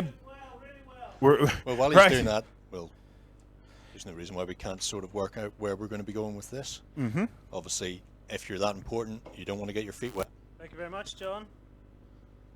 Okay, so we've got wall markers then for the palisade. So, the palisade basically just runs along the back. We need in here a little bit of happy wall right in the middle. So, like so. We're just doing up some tower markers now as well, because we reckon there's going to be like 2 towers in around here that are going to be like about 4 by 4 in inches. One thing to point out, the kit that we have is not just straight wall sections. There can be some corners and turns in this as well. So you could actually have a bit coming across, bellying out a little, and then coming across and back in a bit. Yeah, you complicate our lives there. It's in the kit. It's built into the kit. Doesn't complicate anything. You just build those bits. Look at that nice straight wall. The builder in you surely is looking at that, Justin, going, a good straight wall. No, that would be my brother, the bricklayer. I look at that and say, I can put a corner on that with some wood. Do you know what? We've totally picked the wrong project. We should have had Hobby Night Live building Liverpool Cathedral tonight. This is a 7-year-old joke now. You do realize this? Yeah, if you haven't been watching Beasts of War for 7 years, you might not get that. Apologies for the end joke; they're never much fun. But yeah, Justin and Liverpool Cathedral, basically him and a 10-man team. 20-man team. Yeah, 3 months. No, 6 months. 6 months. So I said we were in Liverpool Cathedral. We were having a fantastic tour of the place, and now this was a day we got trapped. Yes. In Liverpool on our way back from our very first games day that we covered. Mm-hmm. Warren? Yes, you got me. Yes. You got me. And truly so. We were walking around and there was a couple of things. One is that there was this huge stone top of a font that was hanging from suspended wires. But you couldn't see the wires. And Justin says to me, "What the hell are you holding that out there?" I said, magnets. Rare earth magnets. Not just magnets, rare earth magnets. And he totally swallowed that. Oh, what? Hang on, I was so gullible back then. Then we were looking at the place, and I said, Justin, how long would it take you to build this? And he says, I don't know. But he says, I'm a joiner, so I can only work in wood. And I said, that's okay. You just build it out of wood, man. We just if you had timber, how many men would you want? He said, sucking the money out of my wallet. Hang on. That is something they actually teach whenever you go to joinery class, bricklaying class. It's that little. That's going to be dear. Yeah. Anytime you quote someone, he says, "Oh yeah, 10 men. It'd probably take me about 3 months." 6. Was it 6 months? 20 men, 6 months. Oh, it was 10 men. It was 10 men, Justin. All right. 10 men, 6 months. And then I proceeded to enlighten him that Liverpool Cathedral over 100 years was 200. Took 100 years to build. Modern equipment. Modern technology, modern timber, Justin. Right, so Jerry, you've laid down some pathways and things like that some for things us. down. I think when you actually come to do this, if we extend the pathways, so this is a snapshot on Kattegat. Obviously, there's more going on. So rather than just stopping dead, we run the paths off this side, and then that gives the impression that there's more going on here. We're just looking at this one part. We're looking at the important part, was the Great Hall. Mm-hmm. What else do you need to look at, really? Okay, over to this side, if we can get our top cam again. Lloyd, we have our wall. What we could do just before we go on to the wall is here's where we could put in a big pen, and we could pigs. We could get some of them. We could get some of them bloody sheep that I love so well in Saga that kick the crap out of you. Yeah. You love those sheep. I know you love those sheep.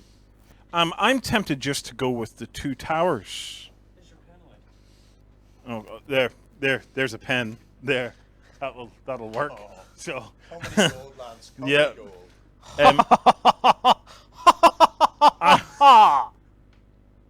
This is rapidly going downhill. Right, I'm with Justin on this, Lloyd. I think we'll curve this out like so. Okay? And work it a bit like that. Curvatures, huh? Mm-hmm. Something a bit along those lines. Now, look what we've got. Look what we're ending up with here from a gaming perspective. We have raiding tower defense on this side. Okay? We have raiding through, including through this building, because all these buildings open up. And I think that's going to be awesome. Okay? Yeah, I have no idea what size this is. That is huge. just based on the pictures, you could almost play a game of Saga inside that. It has so many Yeah. interior parts and little subdivisions to the room, so you may find that this is much, much bigger. Yeah. Which will scupper our plans slightly. But, you know, oh, wait a minute, we could just turn it like that. If it turned out to be really big. Yeah, Possibly, exactly. yeah. Well, Yeah. you know, proof of the pudding. Can we see that from overhead? Just Yeah, just so if you- rotate the building. In fact, that looks pretty sweet Yeah, from overhead point of view. Yeah, that yeah, might, it's- that it's might work nice. all right. Yeah. Okay, we have fighting through Kattegat itself. We have a beach landing. So this is the Viking version of Normandy taking place right here. And then out here we have probably what's the easiest to build but most exciting for me is the ship-to-ship kind of action that's going to go on out in this part. So I think we're starting to get the guts of a plan now, and I think we're getting a lot of potential variation in the scenarios that we could be playing out. Can throw a wee one in here. Obviously, you're going very snowy. Yes. Has anybody got any ideas for making broken up ice floes? I believe Lloyd has some ideas for making broken up ice flows. I believe Jerry has ideas I- for broken up I- ice flows yeah. as well. Well, I have ideas for that as well. You see, I did have an idea for it, but then looking at the scale of it, I'm wondering if it will actually work. Now, in the past, I've done the baking soda and super glue Yeah. basing technique for some skeletons I was working on. If you were watching our hobby weekend and stuff, you'll have seen me working away on those. So what I was thinking is, now it would require a lot of super glue, so I'm not sure how cost effective it is. What if I got A4 acetate sheets and put super glue down on that, spread it around, Yeah. and then I'm put with you. sprinkled in my basing material and the super glue to set it real quick, and then just smash it up with a hammer, and then I would have like bits of ice that I Yeah. could scatter all over the ocean, rather than trying to cover it as one big ice pack. Yeah, we don't want that because then they're not going to be able to get in and kill everybody Yeah. if they can't get their ships in there. But I believe you found a product that is essentially what I've just described. I have, and annoyingly, because I'm a klutz, I didn't pack it. But Oh, why? what I did bring was some of the other parts that come with it. So this is a company called Precision Ice and Snow. Do they make ice and snow stuff? They make both ice and snow stuff, and not only that, but winter camo as well. Get away. Yeah, oh yeah. Someone bring me something to stand on, by the way. Shall I do the ducking again? Do the spread legs move, Jerry. That was good. There you go. That's it. Now There we can are. talk. Look at that. Now we're cooking with classical gas. So, ignoring the snow parts for the time being, they actually do 4 different types of acrylic ice. So they have a sheet ice that's got either a clear water underlay, where it's like two-toned. They do one that has like a green algae underlay, as if Oh. you've got stagnant water. Yeah, but They- it's still ice over it. Still ice over it. Yeah. They do a disrupted ice, they call it, which is an ice flow that's broken up and re-solidified. So you've got little peaks and juts coming out of the ice. And then they also do, which is like a frozen lake, where you've got bubbles trapped just below the surface. And the thing about this product is you actually put it in the fridge, and then you can shatter it with either a screwdriver or hammer. Depends how. What is the fridge bit for? Does it No, need to be cooled down to help the It's shatter? like, it's like an acrylic, so if you use it at room temperature or semi-oven, as we currently are in, It's roasting here it will tonight. it will almost bend double. So Yeah. you need to get that bit of brittleness in it. It doesn't need to go in the fridge. It or just makes it yeah, want to break quicker. yeah. You don't need to freeze it. You just Yeah. need to chill it, and then you can use that to break it, and then you can relayer it. So they've got some great demonstrations on YouTube and on their channel where they show actually making a diorama, and most of this is sort of aimed at diorama material. It's a little bit pricey. You certainly wouldn't want to try and do an entire ice sheet because you're paying maybe £10 or £12 for like an A4 piece of paper size bit Yes, of acrylic. this is the but thing. having little chunks of that ice broken up. Now there used to be a table over in Warhammer World. I'm not sure if it's still there. It used to be like in the front window, an icy world, and there was Tyranids climbing up walls and stuff. Yeah. And it had a great ice effect going on the water on that. So that's kind of what I'm looking to try and replicate. But we have a hell of a lot of water laid out in this. Do any plan of you at the minute. guys know how to do this cheaply on a budget? Acetate. Acetate would be the other fallback, yeah. So what you can there's 2 things that you can get. the first thing I would try to find is, do you remember when we were students? Overhead projector sheets. No. I've got an even better idea. Whenever we were students, do you remember when we did our projects and we used to go to the binding machines to bind them together? Yes. Do you remember the frosted plastic covers? Yeah. The cheap frosted plastic covers. You were able to buy them in packs of 50. Why don't we get those and cut those up, okay? And then they can be your kind of your chunks of ice floating all of the way through it. What? No, they're not. No. That They're heavier than a Polly heavy Pocket, duty. so they are. They're literally a plastic cover almost, which is attacked by on both sides. You're getting microphone spit roasted here. take it. I think it's a good idea, though. I hadn't considered that, but I'm liking the idea of it a lot, actually. Yeah, so we frost some of that, and then we could use some snow Yeah. effect or whatever, Just over the top, sprinkled here and there, generally yeah. over the top of it all, and then we can put that down. Because what I'm going to do is I'm going to take Jerry into our little room, because myself, Jerry, and Ben are going to be having a chat now about facts about Kattegat, because we're coming up to the top of the hour, so we've got to get ready to look at your hobby stuff again and pick more winners. But we're going to have a chat about some facts about Kattegat itself, and we're going to be looking at some of the other options of terrain that are out there that Ben has been exploring.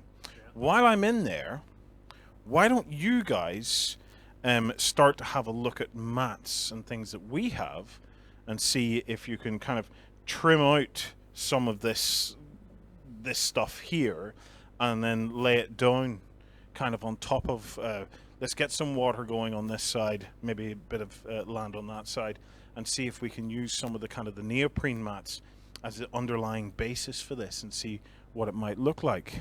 Yeah, well, I have two in mind, and there's one sitting over there, and there's one sitting over there. I'm gonna have to pull apart our lovely board, our lovely Caribbean. What did we call this? It's not Caribbean. The Caribbean board. The Caribbean board. The Caribbean. Okay, right. So, Jerry, I will let you head back into the studio with Justin to prepare yourself. Okay, guys, remember, you can interact with us tonight. Get onto your Twitter and use hashtag HobbyNightLive to tweet us. We are watching the Twitter religiously.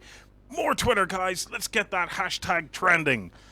Also, you can share what you're working on at home. This is what we really want you to do, because this is what Hobby Night Live is about. So go to that bit.ly/Hobby Night Live, get stuck in, create a free account, and start posting your stuff. This is it. This is why we're doing This this. is how you turn this into a long weekend of hobby greatness.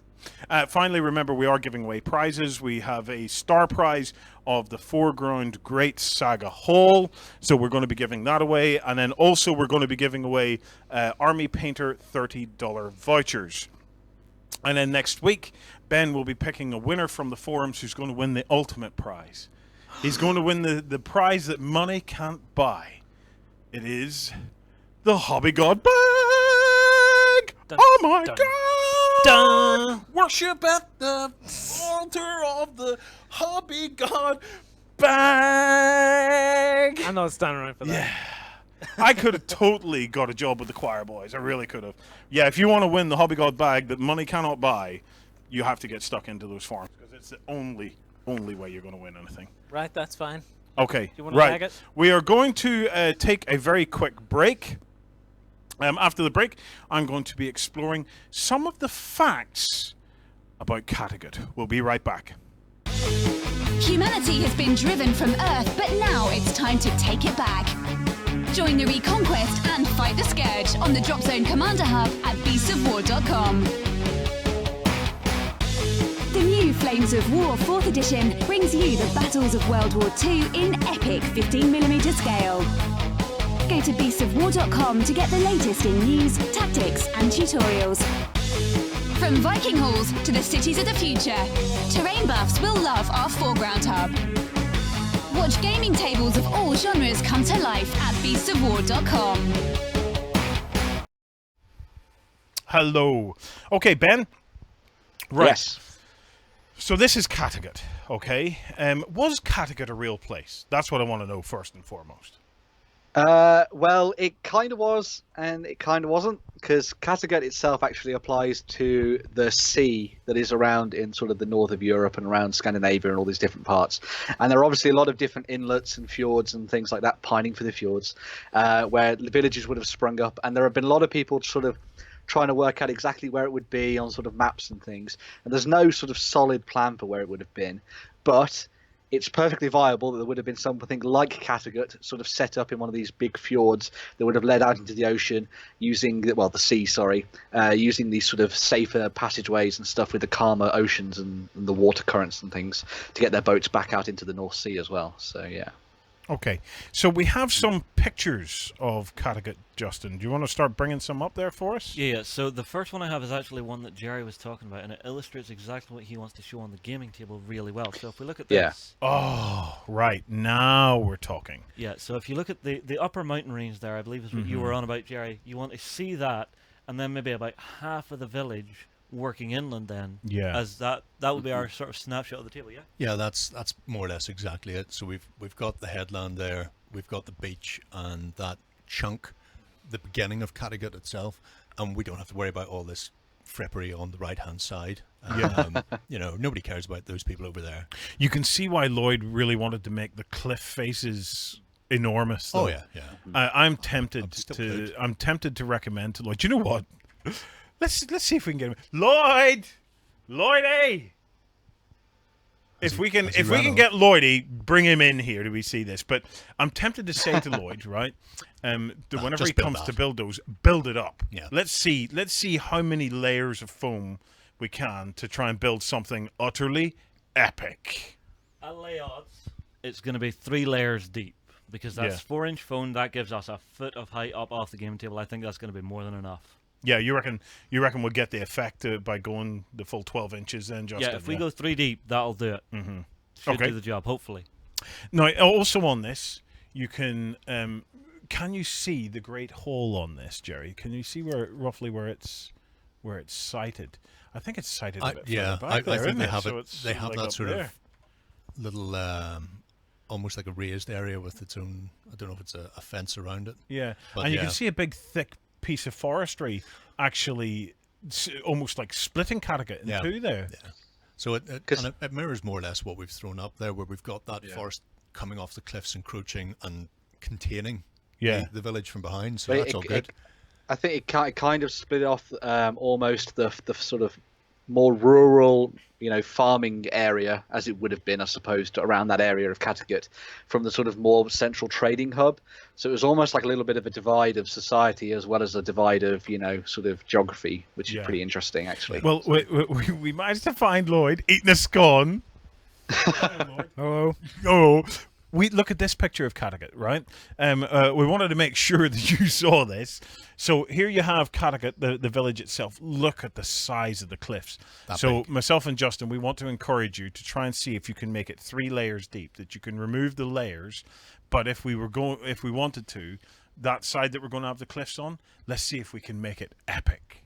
Well, this is why I was saying I wasn't sure about the flat tops, because I wanted to represent, at least you were seeing a hint of a much larger hill or a mountain going up the side. But yeah, I guess if we bring it in more, we have less sea to cover up. Yeah, you've less room for your ships, but Well, let's explore that whenever we come back out into the studio. Now, the other thing I want you to see, if you look closely there, zoom out again, Justin, right to the fore of the fjord itself there. There's your ice.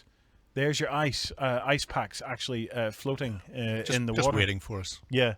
So it's like all of the elements that we have been kind of mulling around tonight are present there in that photo. Right, off you go. Enjoy your scone. This is one thing that we have to remember, though. Wait, looking at this photo, though, right? Now, what do we do math-wise? Because looking at that, there's actually quite a lot of green there. Do we switch over to a full-on white mat? Do we try to use a green mat and sprinkle stuff over it when we play? Depends on the time of the year. It could be green, or we just do it winter. Yeah. That is the thing. And the other thing is, let's not forget, we're doing a gaming table. This is a representation of Kattegat. It is not exactly having to be Kattegat. I'll leave you to it. Okay. And Well, like that, he's gone. the interesting thing for me was that it didn't have to be very white for there to be a lot of ice actually in the water. So if this was very white, you would imagine there would be a hell of a lot of ice in that water. That'd probably almost be, more or less. Yeah. Okay, Ben, what's up? What's up next? Have we more pictures of Kattegat there, Justin, that we can have a look at? We do indeed. So we have something that appears to be more sort of high summer. So this would be the way into it. Look at that. And then moving further along, you've got some of the ships sailing in. Yeah. And this is one that you were talking about earlier, where they're actually sitting on the headland, watching those other Viking ships coming in. That's what I want to recreate. It's not going to be enough. No, we're going to need bigger boats. No, we need smaller boats and more boats. We need more boats. We need more boats. Just look at that picture. Ben, that is beautiful. Yeah, the idea of me sort of picking out these photos as well is to show a little bit more of the sort of larger fjord area that would have been around the sort of the outskirts of Kattegat, leaving out towards the seas, and how the fact that the vegetation basically latches on and clings to these cliffs. Yeah. So you have these really big, striking, almost harsh rock faces, and then attached to that you've got lots of moss and lichen and vegetation, small bushes and stuff at the same time. So it sort of gives us a good idea of exactly how we'd build up the cliffs when it came to putting them down to the tabletop as well. So can we go back to the boats? Because one of the things that's of interest to me, and it has just absolutely occurred to me, we were originally going to build the boats and probably not bother with the sails. Having seen that, I think we absolutely have to put the sails in and give the sails a similar color scheme to get that epic brand kind of effect. It really does set it off. I do have to say, though, if you're doing that, leave the sails removable, because I filmed with sails recently on ships. They are a nightmare to film around whenever you have ships loaded out with guys. All right? So make it so that, yes, you can do your glamour shot with the sails full bellow, but leave it so we can take them off to play with. I think we'll be having a look at the Viking ship a bit later on that came with the Revel set, but I think we will actually have a go at trying to make that vacuum-formed sail work, because I think the vacuum-form sail properly primed and then airbrushed with a nice, vibrant color scheme, and then possibly let's look and see if we can attach some neodymium magnets to it and have the sails magnetized onto the actual onto the crossbar. That you can just pop them on, and then, Justin, as you say, when it comes to play, we can just pop them off. I was thinking the same thing, but I would be more inclined, because the vac form sail is very, very thin, I'd be more inclined to glue it to the crossbar, but you magnetize the crossbar to your actual mast, and then you can just take that away. That's a good idea, because then that would also get rid of a crossbar out of the way, but The way I would do it is I would actually bore through the crossbar and put pins at the end to actually just hook it on.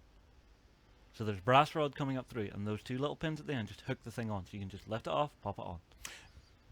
Possibly. Over to you guys. Choices. What do you think? Magnets for the sail onto the crossbar. Bearing in mind, when you take it off, then you still have that nice shape of a Viking ship with the crossbar.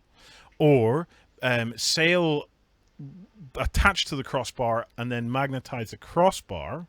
Bearing in mind you would have less magnets, so it's more likely to go like this, whereas if the crossbar is sealed on, that's just the wave or the wind pushing it. all right, okay. Or do we go with Justin's pinning kind of technique, where we put it on? I'm tempted to go the magnet route myself. I'm tempted to go one of those magnet routes, because I just think it'll be quicker and handier to pop things in off.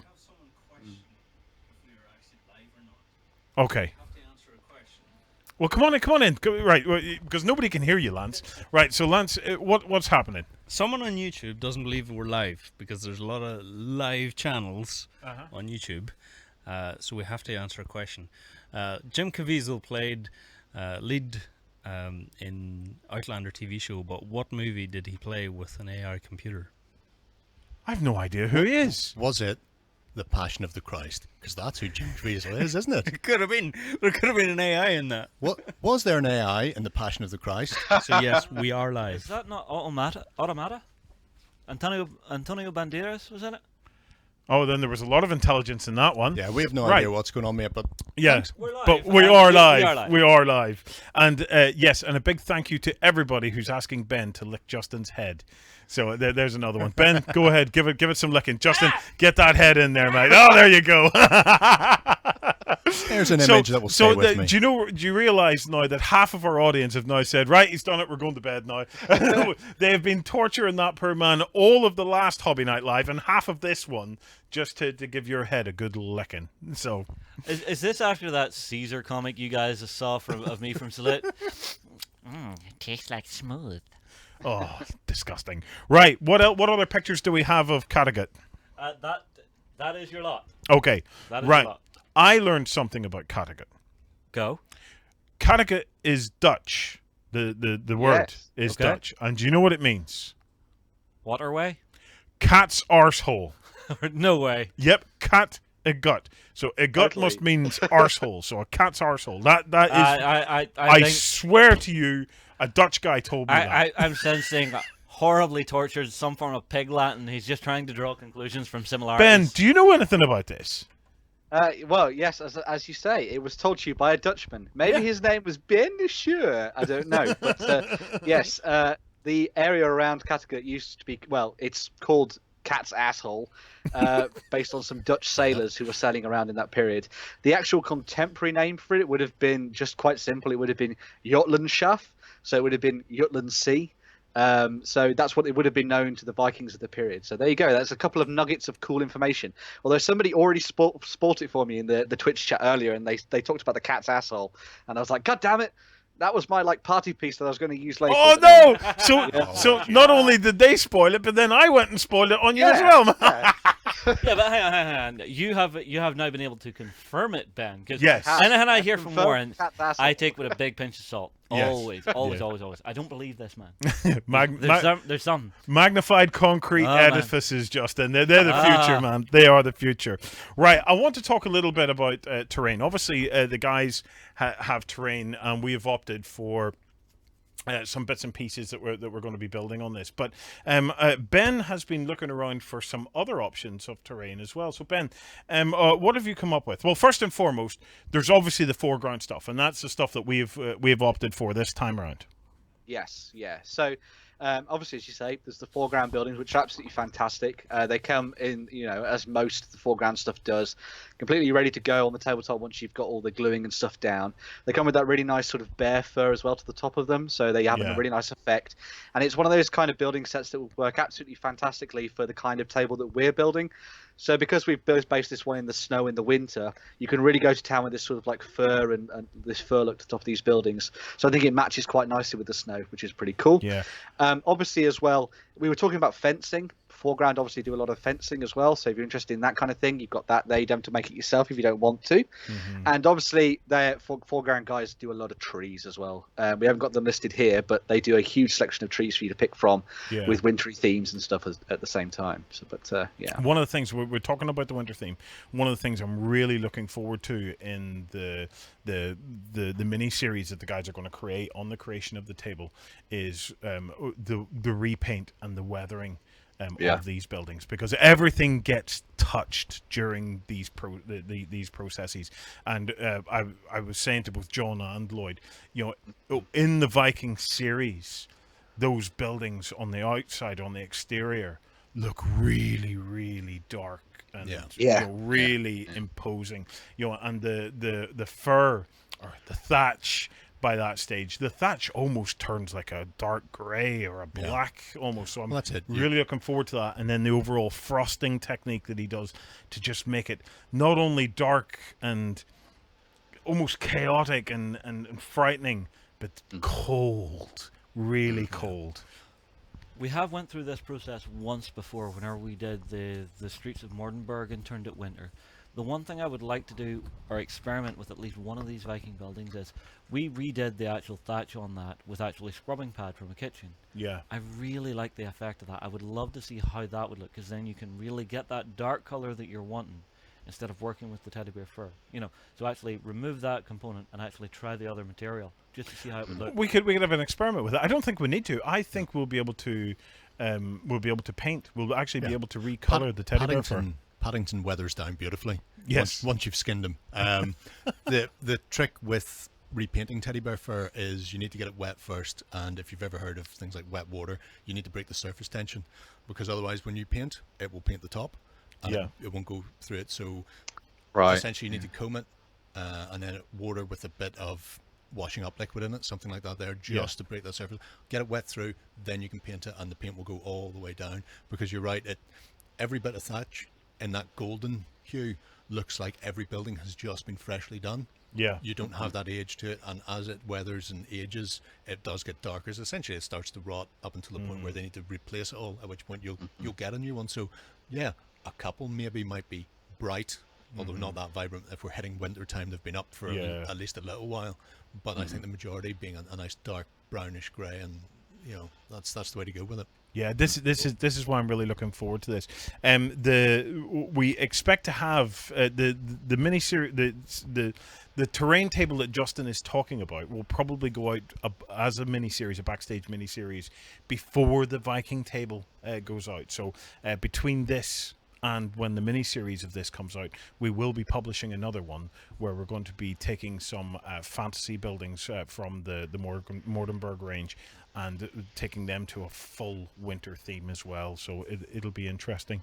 Ben, what else have we got terrain-wise options? Yeah, so one of the obvious, the big things that we've got working into our project is a lot of boats. Now, we've obviously gone for these plastic designs, but one of the companies out there that's doing absolutely amazing vessels, and we've seen it when we've been looking at their steampunk stuff, as well as some of their sort of more golden age of piracy kind of things.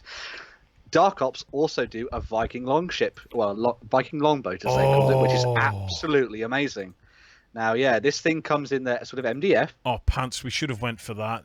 It's exactly the same price as the plastic one.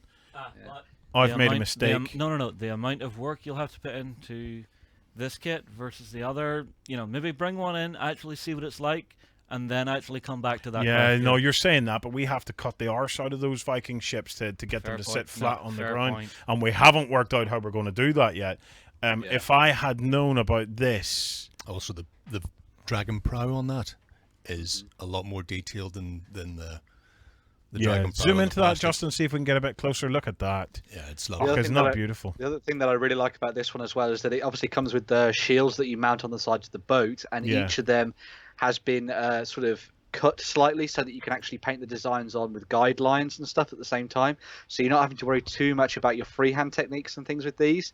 They've kind of got little guides on them already, which I thought was pretty cool. And obviously, as you say, one of the big things is it's been waterlined, so it's perfect for gaming, which is the big thing obviously that we want to be looking at when it comes to this table, or potentially if you build one of these tables at home as well. So definitely check these guys out. They're usually a lot of the different conventions and stuff, so maybe there'll be a UK Games Expo next week as well. Okay, guys, I take it back. The Revell may not have been absolutely the best option we could have done at that price point. That Dark Ops stuff has me sold, but we'll persevere. We can go check them out. We can definitely check them out, but we'll persevere with the Revell stuff, because when it gets its paint job, it might look absolutely stunning. So we'll wait and see. But one of the challenges we have is how to shave the ass off the boat so they'll sit flat. Yeah, there's not a huge amount of wiggle room with that one. You may end up just having to bandsaw and then build a new bottom. Well, we say bandsaw. We don't have a bandsaw. I have mates. He has mates. This comes as news to everybody. These are the guys that get rid of the bodies. These ones, yeah. So it's those mates. I had a life before I came to Beasts. What about Sarissa? What do they do, Ben, in the whole Viking kind of thing? Yeah, so I was looking at some of the other things that we've been looking at on this table, and one of the big things is that later on in its life, Kattegat obviously becomes a little bit more of a fort. Yeah. It's a lot more well protected. It has the palisade walls up and things like that, set up by Lagertha and things. So Sarissa actually do a range of wooden palisades with corners and straights, gatehouses and towers. Yeah. Now, obviously, the ones that we have from Foreground are absolutely fantastic, great for Fabled Realms and everything, and they look really good. But these are a little bit more on the slightly more historical side of things rather than the fantasy side. So they're a little bit sort of more geared towards the kind of forts you would have seen at the time. A little bit simpler, sort of simpler designs with the way that the roofs and the towers have been done, which I thought was pretty cool. Yeah. Obviously, as well, a lot of Sarissa stuff is all MDF, so you've got some really nice kits to play around with. as well as some of the Viking things that you'll see as you scroll down through. They also actually work on a lot of both Old English, sort of Anglo-Saxon and Norman features as well. So if you're looking to design a couple of different types of tables, these guys have a lot of different options for you to look at, which is pretty cool. I particularly like the Norman Keep, one of my favorites. But yeah, they've got lots of the bigger buildings, as you see, and then a lot of the smaller ones too. So if you're looking to build up a really nice mishmash of things on the tabletop, it's a pretty cool range to go and check out. So. Yeah, absolutely. We're just having a look at your Norman Keep. It's a cool piece, actually. It's a cool piece. If the Vikings have gone a raiding, you might find one of these wherever they've gone. Yeah, absolutely. And then finally, we have some objective pieces from Stronghold. Yeah, so Stronghold Terrain, you guys might know some of the companies that do a lot of the figures from the series of Vikings. So if you want to go get one of yourselves a not Ragnar or a not Lagertha, you can go and check these guys out. But also one of the big things that they do is a selection of terrain pieces, objective pieces, as you say, which are really great for not only sort of adding a little bit more character to the tabletop of your Dark Age games, but obviously they help with your objectives and they help in the gaming process of things, which is pretty cool. All of these are usually made out of resin, so you can go and check out some of the things here. But you've got the likes of supplies and sort of bags that can be ransacked by your Viking hordes and stuff, which is pretty cool. And obviously the baggage for the escort scenario, which is always a favourite for a lot of people. But really cool stuff from these guys at Stronghold. Now I'm looking at some of the bits a bit further down this page, and firstly I want to have a look at the livestock. Justin, can we go into that? Can we see any further what's in there? Scroll down and scroll up. So what have we got? We have sheep, cows, pigs, dogs, horses. Certainly something like that, Jerry, would add a little bit of extra life to the table if we had it. Definitely. It's always nice to populate them with bits and pieces like that to make it look lived in rather than just set down. And if you go back, this one here, the Saga Ecclesiastical Civilians, right? Scroll down, let's see what's in that. That is what I want, right? These guys will have them on a ship captured, okay? So they're going to be slaves, all right? And our task is to butcher them. Yeah. So I think... Are you kind of planning just to run like season 1 on this table? Oh, pretty much, yes. Okay, this is really cool, Ben. Can I have a look at the civilians, please? Yeah, let's see what they've got there.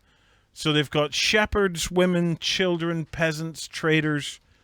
This is really, really cool. Yeah. I didn't know this existed. This is all Gripping Beast's own range that they do for Saga. Yeah. So whereas I've been forcing our guys to mostly raid on sheep, because I have sheep. The baggage scenario can be sheep, it can be carts, it could be peasants, it could be monks. All you need is that equivalent base size, and it just depends what the Vikings happen to have picked up, or whoever it is that you're playing in this. So a whole friary being taken out and herded back towards the ships. Well, Lloyd told me that you've been terrifying all the guys with your sheep. So I have been, since giving up gaming, I have been eBaying, and I have managed to acquire myself a rather beautiful Welsh Saga army. Right. Because I reckon they could take your sheep. So we will find out. If anybody could, it's the Welsh. Sorry, Wheels. In this particular set, you don't need them, but I know Jerry loves playing the Irish, and they have a certain ability where the locals just turn up and chuck rocks at you. Yeah. So if I'm playing Jerry and he gets this set, I'm having him actually mark where he has thrown rocks from. Just having, the kids in the forest, the local peasants and shepherds hiding around buildings and stuff. Or no, you can't do it from buildings, but from like rocks, fields, whatever, from rivers. Right. Well, that's some of the terrain that you can find in objective pieces. Before we go, though, right? I think we have another couple of landscape pictures, don't we? We do. So, Ben, you picked out some of the. Oh my God! Look at this. Yeah. So this first one that's got to be Norway, is it? Yeah, so I wanted to go through and pick up a couple of different ideas for pictures of landscapes and stuff that could sort of give us an idea to where we could take tables beyond what we do in Kattegat. And one of the big ones that I thought was fantastic was this one of Norway here that you see the fjords with the waterfall down the side of it. And I think that would be a really fascinating thing to try and explore when it came to building terrain. Because obviously, waterfalls are one of those things that you know, a lot of people have got their ideas on how you make them, but it'd be fascinating to see how it would work potentially within this setting where you've got this a little bit more of a spring summery vibe, but then also in a wintry setting as well, because obviously you've got that sort of sheet of frozen water and then the running water behind it, which I thought would be pretty cool. But it sort of gives you an idea of the kind of other landscapes that you can look at when you're trying to build tabletops for this. And obviously think about the idea of a cool ship battle in the middle of a proper fjord all the way down, where you're actually having to fight on the, you know, with boat to boat, and there's no land to speak of, so you know, one misstep and you're falling into the water, which is pretty cool. So. Here's the thing for you. Lloyd's worried about doing flat tops on the mountains, right? Yeah. Do them with cloud cover. Just the flat tops are just cloud cover. You can't play on it then, but leave it as a layer that you can take off, and that's just going to look so cinematic. Because you can see it here, the clouds are just cutting the heads off the mountains. So you get halfway up and then you just Cotton wool, or that you can get fibrous stuffing for cushions.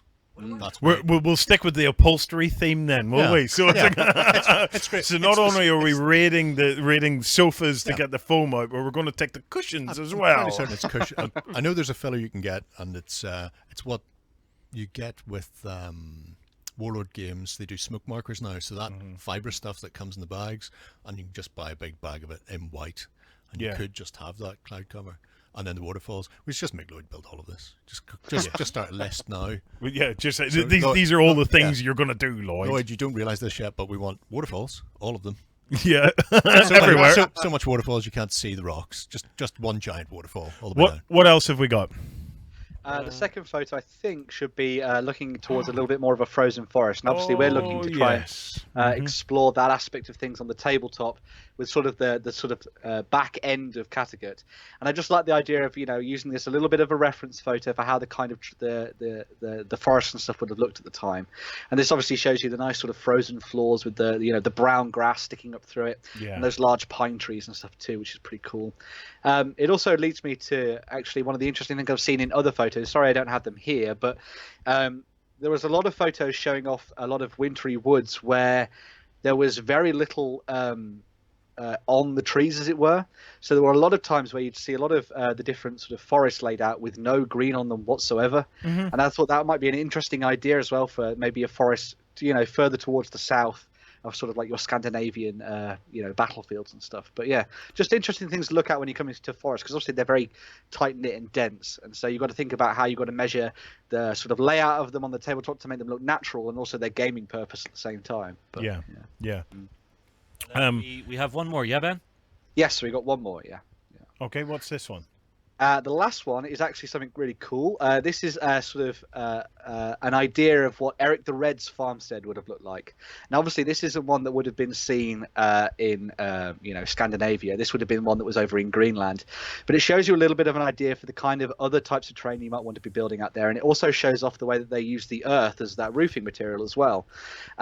You might remember on a past weekender, if anybody's watched it, we talked about sheilings, which are like these things that were set up throughout Iceland, Greenland, and sort of northern Scotland as well, which were sort of these outpost defences around the sort of idea, the areas around farmland and stuff. And this also goes to show a little bit more of the sort of styled defence that you would have had around a farm, and also that it would have beyond this, the animals effectively would have just had pretty much free roam, really. I mean, obviously we talked about fences when it comes down towards the villages and the towns, but when it came to these more remote locations, the animals pretty much would have run free. You would have had sheep off, out in the wilderness and stuff, and shepherds looking after them. But yeah, just another interesting idea when it comes to the kind of terrain you might want to look at, and the kind of boards that you might want to look at when it comes to building Viking terrain on the tabletop. Yeah. Okay, have we got some more community stuff we can have a look at? Yes, we do. Awesome. Sitting ready and waiting. Okay, right. So let's fill me in. Who have we got first? First up is Weil, who's doing some very nice skeleton demon type creatures. What are these, Ben? Yeah, so this is Weil, and he's been working on some of the really cool models from Relic Blade. Now, this is a sort of adventure style game that's come out from Metal King Studios. These are part of the Bone and Darkness expansion, which was on Kickstarter not too long ago. And as you can see, he's painting up a couple of the different skeletal minions, and he's also working on some of the hero characters too. I'm particularly in awe of that rather weird beast with the 4 legs and the weird, sort of crunching claw as well. It's very, very cool. Yeah. That is flipping beautiful. Who's next? Yeah. Next up, we have Dino Man 1987, who's actually working on some Northerners of his own. And these guys are Trollbloods. Yeah, everybody loves Trollbloods. So yeah, he's been working away on some of the Trollbloods. You can see he's doing a little bit of sort of part building and painting there with some of his larger units. But he's also working on a bit more of the basing too with these guys as well. And he promises to update us throughout the weekend and throughout the rest of the week with the way that these Trollbloods are coming together on the tabletop. Nice. Fantastic. Anybody willing to paint tartan always gets a thumbs up from me. Yes. That is one of those things I have always said I will never even try. I do not have the patience. Just get your tartan transfer. Can you get tartan transfers? Yep. I remember when I was on site, I was actually sent for tartan paint once. Oh. Yeah, but that's different. Right. Okay. Who's next? Next up, it was something that was a little bit quirky, and I effectively just wanted to know a little bit more about it. So this was from Craig W.R. Douglas, and he was actually saying that he wanted to go and get something that was a little bit Viking themed, but he couldn't quite find anything. And then he found these little tiny ships that you see here. Yeah. Now, I'm assuming these are for something like Man of War. Maybe the people in the community can sort of drop in some comments. But help us identify pretty these. Cool. What, sorry? Yeah, maybe they could help us identify these, because I'm very curious. They do look like the old elf dragon ships from Man of War. But I'd need the mast on it to tell me for certain. Yeah, but yeah, it's pretty cool. Obviously, as you see here, some nice Vikings-themed boats, and hopefully we'll see a little bit of colour down on these by the end of potentially the end of the stream, potentially the end of the weekend as well. Okay, you just get half a dozen of those or more and set them at the very end of the board, and then let your fleet just arriving in the distance. Yeah, we could play with the whole perspective. Oh, thing. God, yeah. Anybody else? Of course. Yeah, next up we have Laughing Boy, who wanted to say that he'd ordered in his pizza and he was ready to go, painting up some of the Guild Ball models that he got from Kickoff. Awesome. Always absolutely fantastic models. You've got the Brewers, obviously, and stuff in there, which are absolutely amazing. I see some Zenith highlighting going on there. Lovely. Yeah, very cool indeed. Yeah. I actually did have the pleasure of painting the full Brewers team from this. The material they've actually made from this, the primer goes down really nicely on it, and once you get it painted, they look great. Yeah. Okay, who else have we got?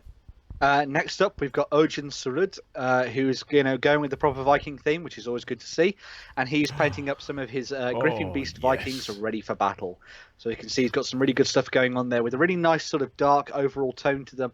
But then he's got a lot of different colours in there with the greens and the yellows, which would have been quite typical colours that you would have seen at the time. Although actually, I found out you would have seen a lot more ranges of different interesting things as well later on too. So you would have seen purples, blues and reds too. But yeah, really cool looking stuff. And he's actually done some really fantastic work on the shields, as you can see on a couple of the different models there, which is cool. Did they have a big range of colours 1,000 years ago? Yeah. Even going back 2,000 years ago, you're limited by what you can get from nature. And I actually have some great pictures that I took in the Medieval Museum in Stockholm, where it had various types of fabric, wool, linen, silk, and then the dyes made from onion skins, made from saffron, made from woad, things like that. So woad is the famous blue paint that the Pict warriors would paint themselves with. Yeah. And then madder is the sort of the red one that Romans would have used quite a lot of. And then just by double dyeing, so you dye it once red, once in blue, and you get yourself a cheap purple, because the very expensive purple came from, I think, Mediterranean shellfish. Yeah. So there's a breadth of color out there as well. And you can go to town with it. I'm not going to attempt to pronounce his name, but that's his foray into Saga in 28mm. He had another post up just in the forum that he's got a 15mm Viking table made. And maybe if we could track it down for the next time we're in here, he has some great pictures of the table set up with the longhouse and all, and then he's actually taken it against the backdrop of some Viking burial mounds. So the table. Ben, can we try and hook that for the end of the next hour, so we can maybe have a look at that? I'll look for it, Okay. Have we any more to look at here? Yeah, we have another 5 here. So okay. The next one is from Mage. And what's he working on, Ben? Mage is working on some of his Daturazi that you'll know from the World of Infinity. He's been working on getting the base coats down, as you can see here, which is pretty cool. He's getting into the mood of things for Strike Zone Wotan, as I'm sure a lot of you are. So it'll be really cool to see whether or not these guys, make it to the tabletop in time for the campaign, getting stuck in, fighting for their territory and stuff in the future. Well, Mage, get them ready for Monday, mate, because on Monday, Strike Zone Wotan's going to set the internet on fire. So it's big stuff coming from Corvus Belly on that one. Really looking forward to getting back into Infinity, because Yeah. it's been sitting on a shelf gathering dust for a little while, and that's never a good. Yeah. The miniatures are too nice to gather dust. Well, you're gonna have 8 weeks of spaceship hopping action now. With there's even variations on some of the terrain rules and stuff like that there for anti-gravity and stuff. Oh, it's gonna be so cool. It's gonna be so cool. Okay, who's next? Next up, we've got Bob Moore. Bob! Going down into the historical area once again. He's painting up some British line infantry for his Zulu, and we know how much you guys like your Zulu stuff. Yep. So yeah, really cool to see these guys coming together. Really nice uniforms as a basic here, as you can see. Working on a little bit more of the basing too, so he's getting the sand and the rocks down as well. But yeah, fantastic stuff. It would be great to see these guys all lined up and ranked, ready for battle in the future. I think. Beautiful. Nice. Justin, who's next? Next up, we have Rich Dean, who's Oh. doing some very nice stuff with some of the Age of Sigmar. Age of Sigmar, yes. Yeah, he's got the Stormcast Eternals going on here. Now, Yeah, I was so- actually chatting to him earlier this week. Sorry. This is actually a father and son project. This is him settling down this weekend to work on this army with his young son. Oh, fantastic. Okay, so let's have a look and see what they've come up with. So yeah, as you can see, he's working on he's got the sort of final model that he wants to work towards there at the top. One of the big things that he was really focusing in, well, especially for this evening, was the way in which the shields come together, because he really wanted to get an idea of like a faded sort of quality to them. So as you'll go down, you'll see that he's been working with his airbrush to try and get a sort of a gradient effect to them as it goes across the shield, sort of giving it almost a little bit of a glow, which I thought was absolutely fantastic. And it kind of plays into this feeling of these like lightning charged warriors on the battlefield, which I thought was really cool. He has obviously been working a little bit more on it later on as well, throughout the the course of this. But yeah, absolutely amazing stuff, and it'd be really interesting to see how these finish off in terms of the shields mixed in with the Stormcast at the very end. That is a beautiful effect that he's getting on the shield there. I love that. 2 more, Justin? Yes. So this is Sam Knight. What's he working on, Ben? Well, hello, Sam. Hello. So this is Sam Knight from Warlock Minis, as you see there, and he's actually been painting up a whole bunch of creepy sort of trolls and goblins and things, which I thought was very fitting for the idea of a Norse evening with us here at Beasts of War. But as you can see, he's working on a whole bunch of different things here, doing a little bit of sculpting as well, which is pretty interesting. Yeah. But yeah, as you sort of scroll down through, you'll see some of his creatures, and I particularly like the sort of giant ogre creature that he's holding onto the side of that tree there, the axe mounted on the side of his shoulder, standing next to that Viking warrior. Very cool indeed. And you could have obviously sort of worked this into a scenario of your own if you wanted to add a little bit more of the fantasy element to your world of Saga, which would be pretty There's awesome. quite a Grendel feel off that last Yes. miniature, isn't there, Ben? Yeah, it is very cool indeed. Well, I'm just noticing on the side of this picture, see the thing beside it here, the water effect on Yeah. it. I can just about see it here, but that's beautiful. Yes, that water effect. Zoom in on that, Justin. Do we see if we can get a bit closer? Just look at that. And then the scroll work on the base. Yeah. Really nice. I wonder where you get that. That's very cool. Let us know. I'd also love to know where the Grendel type miniature comes from, because when we've built this, we could totally do a bit of a Beowulf thing, couldn't we? With that big Saga Viking hall, there could totally be a Grendel and Beowulf thing going on in there. Yeah, I think there really needs to be. Yes, absolutely. Crashing through. Okay, the trees. who's our last one? And the last one comes from George Seeley, who's also working on some kind of big creature, sort of troll, ogre, orc type dealie, which I thought was very cool. So yeah, he's been working on this fantastic piece. One of the big things that he was really wanting to look at throughout the rest of this evening was how to make that base pop. Yeah. And getting a couple of tips on how to make that work. Obviously, as you scroll down through as well, you'll see some of the work he's been doing on some wood elves, which is really cool, with a little bit more of a muted, maybe autumn tone to them, which I thought was good. Yeah, oh, that is flipping beautiful, absolutely beautiful. I'm going to pick the winner for this hour. Okay. I'm actually going to pick Rich Dean, but not him. I'm going to pick his little boy. Okay, so hello, son of Rich Dean. Hello, little man. Welcome to Beasts of War and Hobby Night Live. I hope you're enjoying it. It is getting quite late, so you might be in your bed by now. And if you are, you're going to wake up to a $30 Army Painter voucher. Make your dad buy you some of your own Army Painter stuff, so you can paint away and just enjoy yourself. Right, Ben. Thank you for that, Ben. We will be rejoining you in about half an hour or so to talk about the different games that we can use to play Viking battles and have a bit of a chat about that, okay? But I want to rejoin the guys out in the hobby hall. So Lloyd, I hope you're ready for Hobby this. Hall, are you ready? So we're going to take a quick break, and then we will head back out into the hobby hall. I'm hoping we're going to take a quick break. Is anybody actually listening to me? Because I'm not hearing anything. Okay, right. Well, hobby hall it is. Over to you.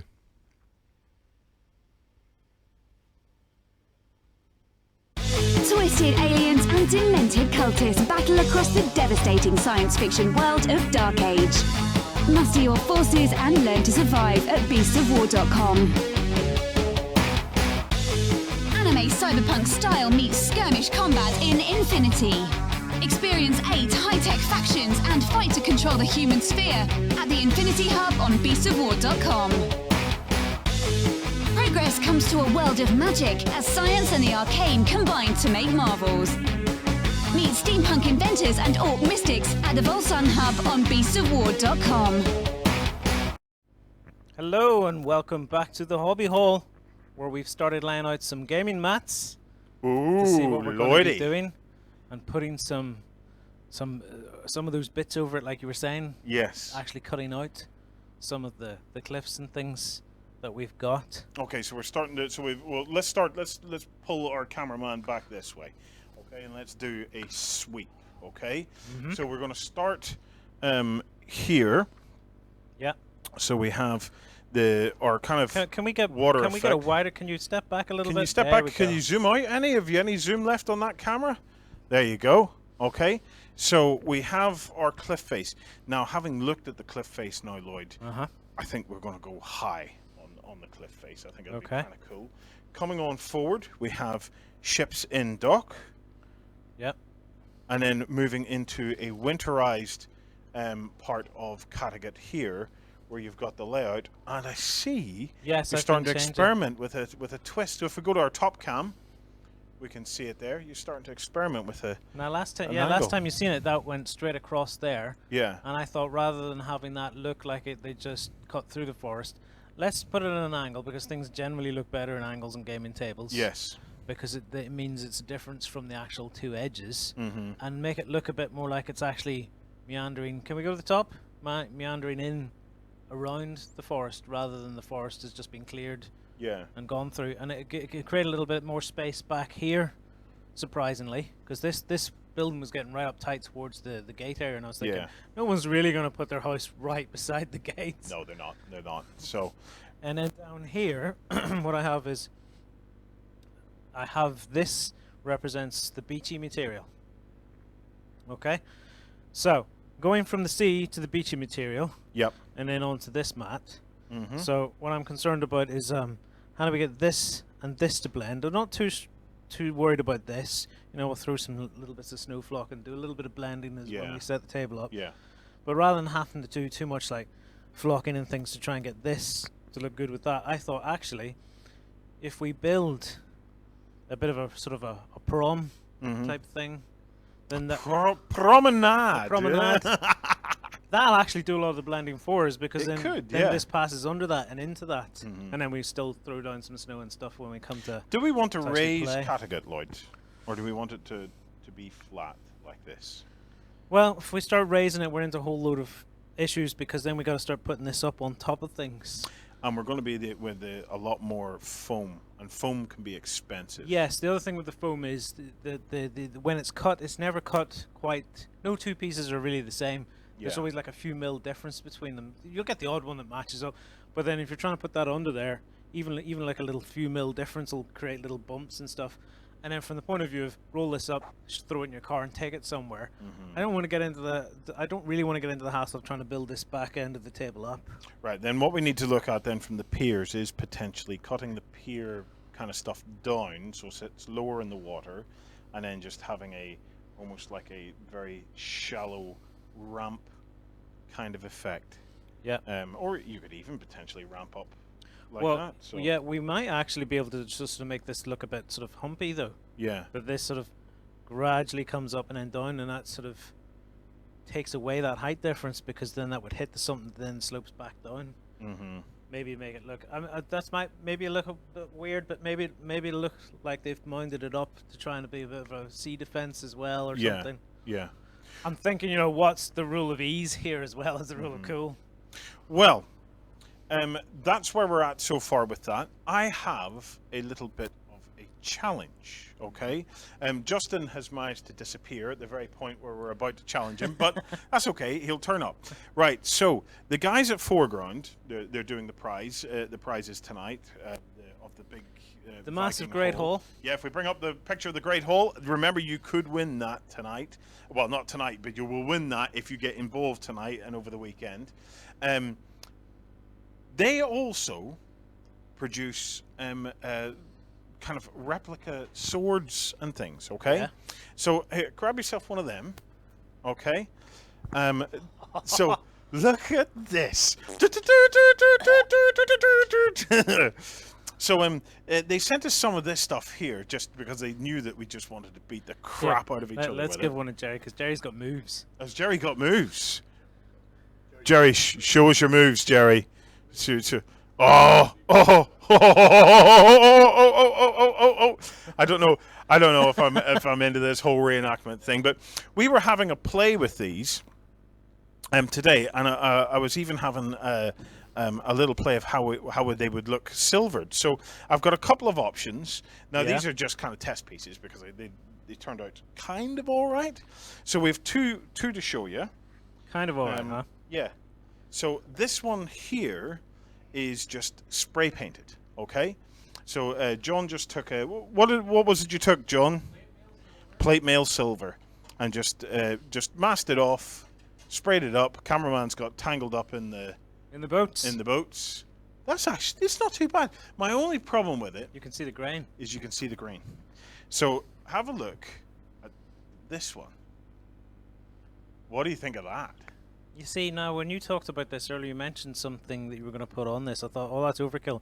But now I see, because I was originally thinking you would just spray them silver. But yeah, the you can grain's totally really see the noticeable. difference. Now let's look at them from a distance. All right. So look at that. Woo! Actually, that looks really, really good. Look how much better mine looks than yours, Mine Lloyd. looks shite. This, let me show you how that's done. John, we have bits and pieces somewhere for doing that. If somebody can grab them for me, it's... Let's move over here. Okay. Get a bit of space. It's not going to damage this gaming mat, is it? No, it won't, because... Right, so this one here is dead easy to do. Just mask it off and hit it with some silver spray, and you've got that.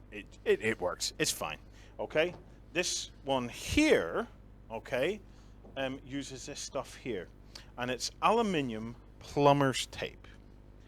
What on earth is this used for? Can anybody tell me in the plumbing trade what that is actually used for? Anybody know? Any takers, Justin? Justin's not a plumber. No, he's Wrong not. person to ask. But what would you see? Justin will know. Justin, what do plumbers use this for? Put silver on the bits that need silver. Oh, that's it. Okay, so if you have bits that need silver, go and talk to your plumber. Right, it's a self-adhesive. Let me give you that, Lloyd. If you hold that for me. It's a self-adhesive metal tape.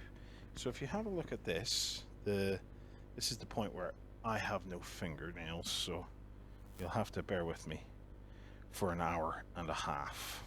I thought we were going to run out of material, huh?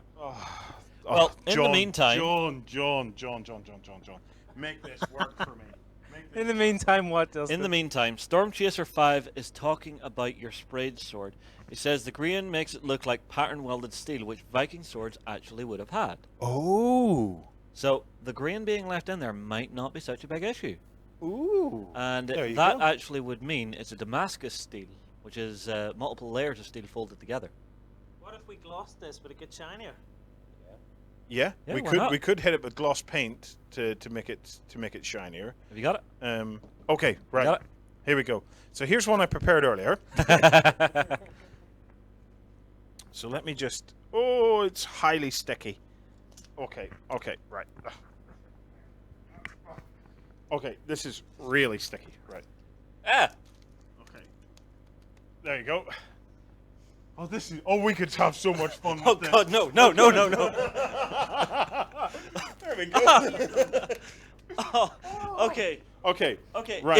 If I ever need to go to Halloween as some form of tinfoil android, I'm set. You've got the cyberpunk look now. Yes. Right. All so this. Watch this. Right. Cheap I would Terminator. highly advise if you're getting this to get it thicker. Okay. The stuff that I managed to find was a little bit thin. So this is about 5 centimeters. So this is 50 mil. Okay. But you can get this a lot thicker than that. I'm only going to do a little bit of this, but just watch how this goes on. So I'll just put it there because we can always trim it a little bit later. So you put it into place like that, and then basically just start rubbing it as you lay it down. So,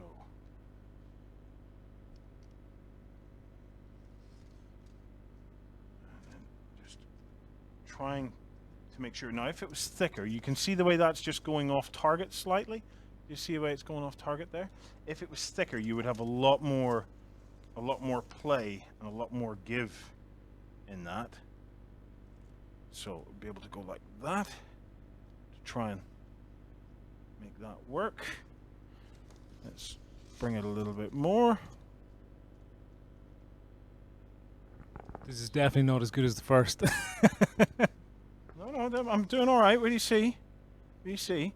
I remember I'm doing this single-handedly here, so no helpers on this one. No, the John is the audience. So watch. There we go. I'm okay. That's still looking good. Okay, that's still fine. Now somebody will have to get a blade ready for this next bit. Okay, that's still good. And then pull it right to the end. There we go.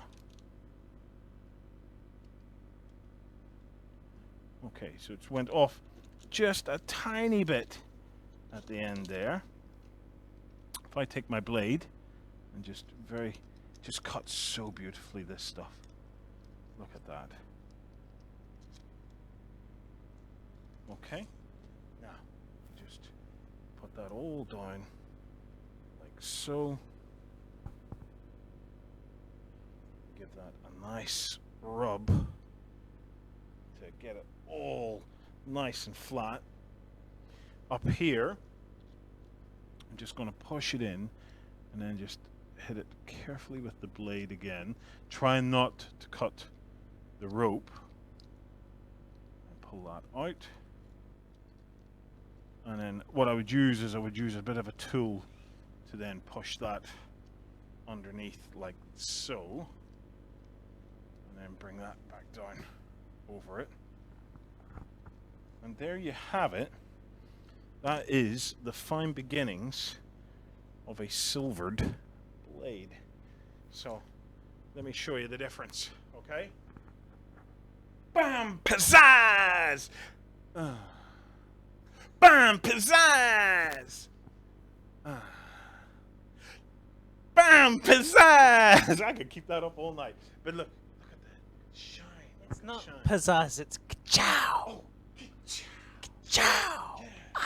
So, yeah, you can take wire wool to this stuff and actually burnish it up. So you can. So I would go a little bit slower, and I would definitely get it thicker, because the thicker, the better. All right? Right. That is my hobby tip for tonight, because everybody will always say, oh, Warren never does any hobby. There. I have hobbied you. Now, I'm going to challenge. Let me see. Have I got 5 of you here? So, John, I'm going to challenge you. Consider yourself challenged by the thrusting blade of Warzan. Do you accept? Of course, I accept. Justin, I'm thrusting my blade I'll towards accept, you. I'll accept. Okay, Leave me okay. be. Ludi, consider Liddy has wandered yourself off. thrusted by my blade. Challenge. And Jerry, you are also challenged, okay? Accept. Oh, very much so. Come with me and I'll show you what you're going to be doing. Okay. So, as you will know, I went to a Viking festival, okay? And one of the things that I would love from the Vikings is a shield, okay? So I managed to get these little itty bitty cute little shields, okay?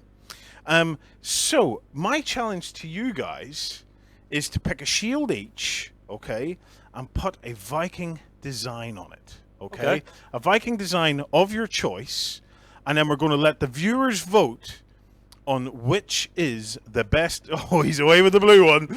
Which is the best Viking shield, okay? Okay. And I'm going to let Adam get involved in this. Adam, you can be the fifth man. So that'll be 1, 2, 3, 4, 5.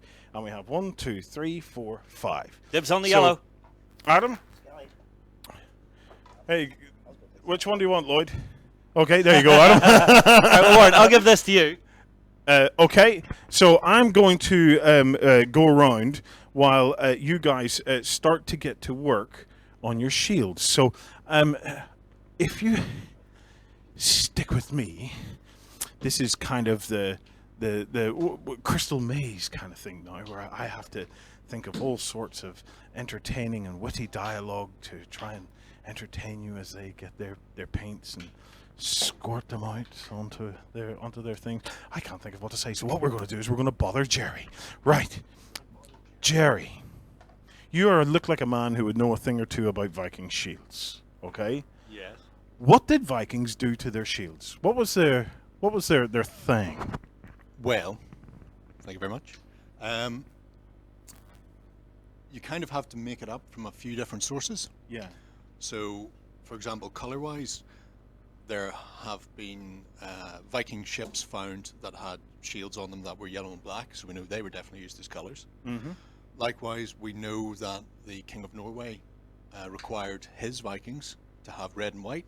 Yep. Didn't specify designs, but we know those colors were definitely used.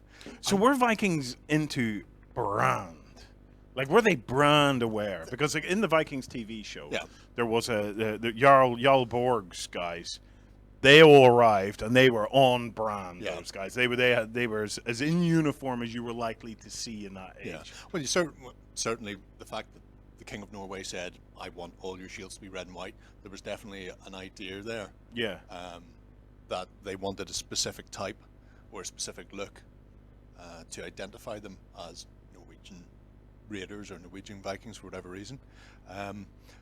Design-wise, there are drawings, medieval drawings, and some contemporary stuff, but obviously they're almost like illuminated manuscripts, so you don't have the color there, but you have designs, and you can occasionally see various geometric shapes or things like the runes on those, so you combine those together, so you know that we had certain types of designs, you know they had certain types of colors, but then beyond that, all bets are off really. There's no single identifiable source we can go, this was what the Vikings had on their shields. Yeah. So you just have to try and make best guess really. All right. Well, I'll let you best guess into that. I'll come back and talk to you in a moment about your designs and where you're headed with it. Okay, guys, remember that Hobby Night Live is not just about the crap that we get up to. It's about the important stuff that you get up to. So you can participate in Hobby Night Live. All about the participation, really. Firstly, by getting onto Twitter and using hashtag HobbyNightLive. Let's help make that trend. Next, the big way to get involved in Hobby Night Live is to come on over and join the forum topic. Your quick way to get to there is to go to bit.ly/HobbyNightLive. That will take you to the forum topic. Have a browse around to see the wonderful stuff that everybody is working on. But more importantly, set up an account, free of charge, get stuck in, post your stuff, and then we can get it on screen and talk about it and show everybody else what you're working on. During the course of Hobby Night Lives, we do give away prizes, and of course, kicking off, we have the $30 Hobby Night Live vouchers from the Army Painter. We also are giving away a star prize of the Foreground Great Hall. And I'm looking for, Justin has found it for me, the Hobby God bag. So one winner of every Hobby Night Live is going to win the ultimate prize. The only way you can get this prize is by being a Hobby God. There was never a more honest or beautiful prize ever invented by inventors of Hobby God bags. But us. We did it. Yeah? Yeah, we did it. And you could win it. Right. When I was at the Viking Festival, I wanted a Viking shield. And they had big Viking shields. And I noticed things that they had, like they had leather around the exterior of the shield. But the thing that struck me most was some of the symbology that they used on the shield. So there was the Vikings seemed to have a few things that kind of really resonated with them, and one of them was ravens. So there seemed to be a lot of kind of symbolized kinds of pictures of ravens. So let's see if any of these guys are doing anything like that. I suspect not. Well, firstly, we can see that John is doing a tribute to the European Union. So it's My farewell. So John's Brexit shield there is progressing nicely. Jerry, you are... Oh, Jerry's cheating. So let's have a look at this here. Now, is this a raven, Jerry? Yes. With a bit of sort of Norse knot work in it. Is it a blood raven? I'm assuming that's what they were going for, whoever decided to paint this particular one. Yeah. Okay, can we get that up close? So let's see how Jerry gets on and see if he can somehow recreate that before the next Hobby Night Live actually comes around. Moving on over, we have Justin creating road markings here. Justin, what's your plan here, man? Yggdrasil, the world tree. You'll see in a minute. It's a design I've seen on a few shields, which actually looks really nice if you pull it off right. Yeah. So I'm giving it a go. I'm having to be a little delicate, so little brush, big shield. Yeah. But we'll see. I actually did this on one of my Saga Vikings, and it looked really nice. I actually had him out earlier. You may have seen him. So, in fact, is he still sitting right? Yes, he is. Give me a sec. Okay, right. Well, Justin will go and grab his Saga Viking. Lloyd, over to you. What's your... Well, wait. He's back. So, oh. So something similar to that, which is, it's just a nice design that I think looks really nice on a shield. Hence the reason I grabbed the yellow one, because I knew I could pull it off. Yeah.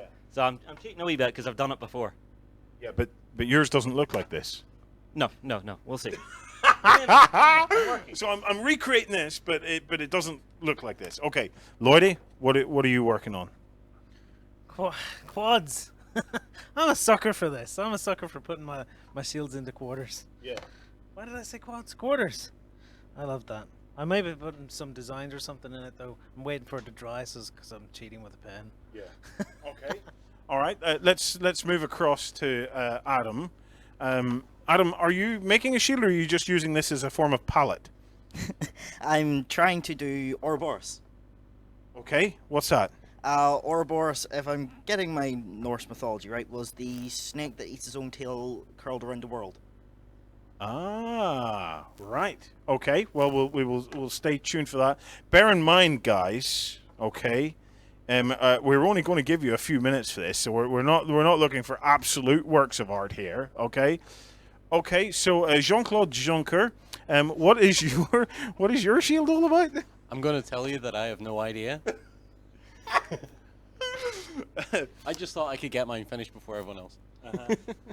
It's very striking. It's very striking. I'm not sure how historically authentic it is, but This is not my era.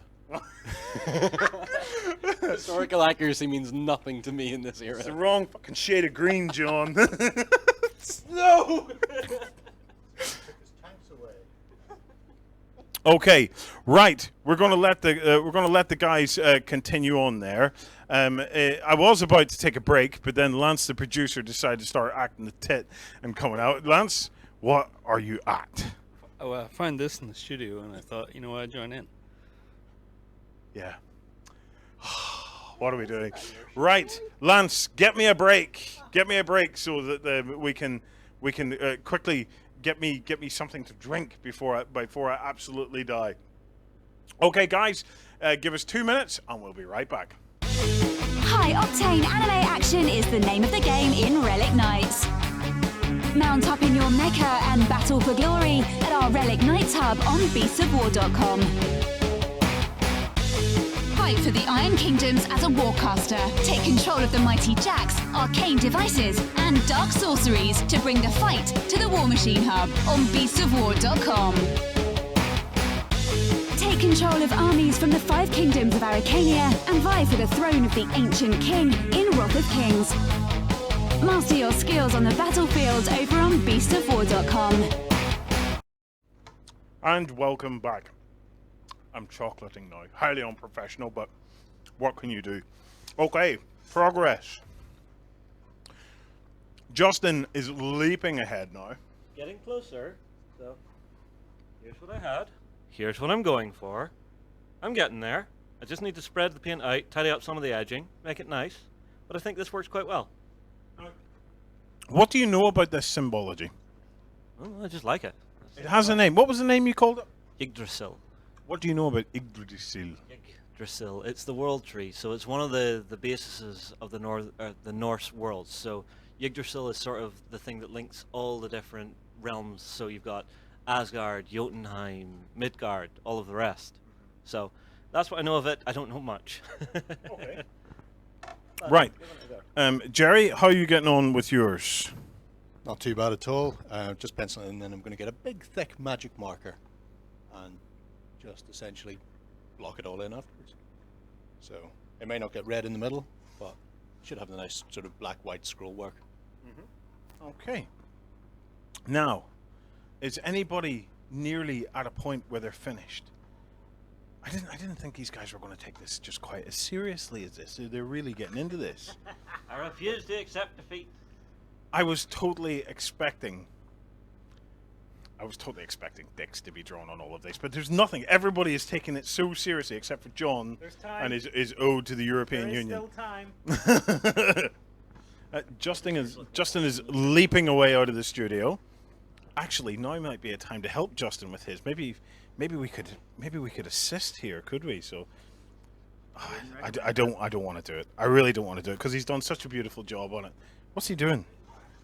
What are you doing? What's my brush? All right. Okay.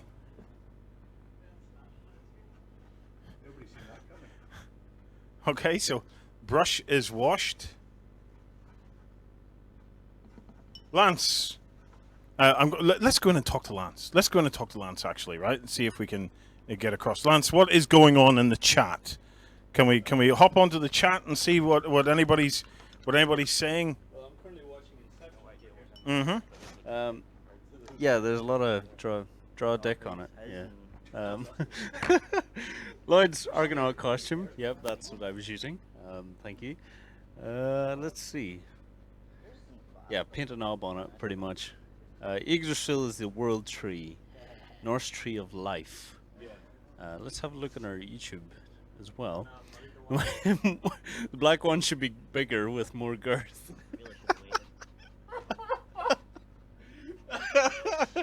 I knew this wasn't safe to do this. Who could have guessed 10 years ago that a historical inspired war game could have ever been so popular? Historically, pun intended, it's been the lack of bone in miniatures. Sci-fi only recently took the top spot. When I was a kid, it was plastic army like men you see in Toy Story. Cool. I love the guy that got the mic, a natural talent. Oh, that's you. It's no natural talent. Oh, thank you for that. I can handle a natural talent. Yeah. Lance has the best shield. Yeah. I thought so too. Right. There's some BOW facts coming up here. Okay. BOW fact. Go flock yourself. A range of premium flock to bring your tabletop to life by Army Painter. Kids, you want your gaming table to look amazing? Tell your parents to go flock themselves. Flock. BOW fact, Foreground will be releasing reusable vinyl skins for a variety of tabletop backgrounds. Keep an eye out on Kickstarter for Foregrounds 4 skins. Dear me, guys. What on earth is going on in the chat? Flippin' heck. You know, here we are trying to... Well, this is serious business, this hobby stuff, and look at that. Okay, has somebody finished? I think we have 2 finishers. Justin, what are you doing? Is now really the time to be trying to get a date?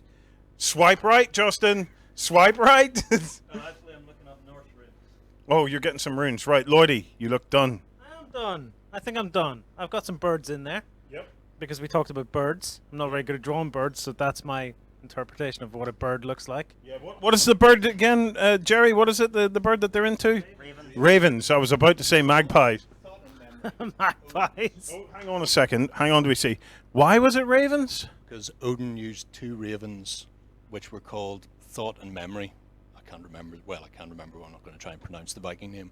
And they went about the world and watched and reported back to him. That's why Raven was such a significant figure for the Vikings, because they all thought every raven they seen was Odin's. And obviously when the carrion are on a battlefield, well, obviously that's Odin picking out the prime candidates for Valhalla. That's why I drew 2. Obviously, that is why. Yep, that's why I drew 2. Okay.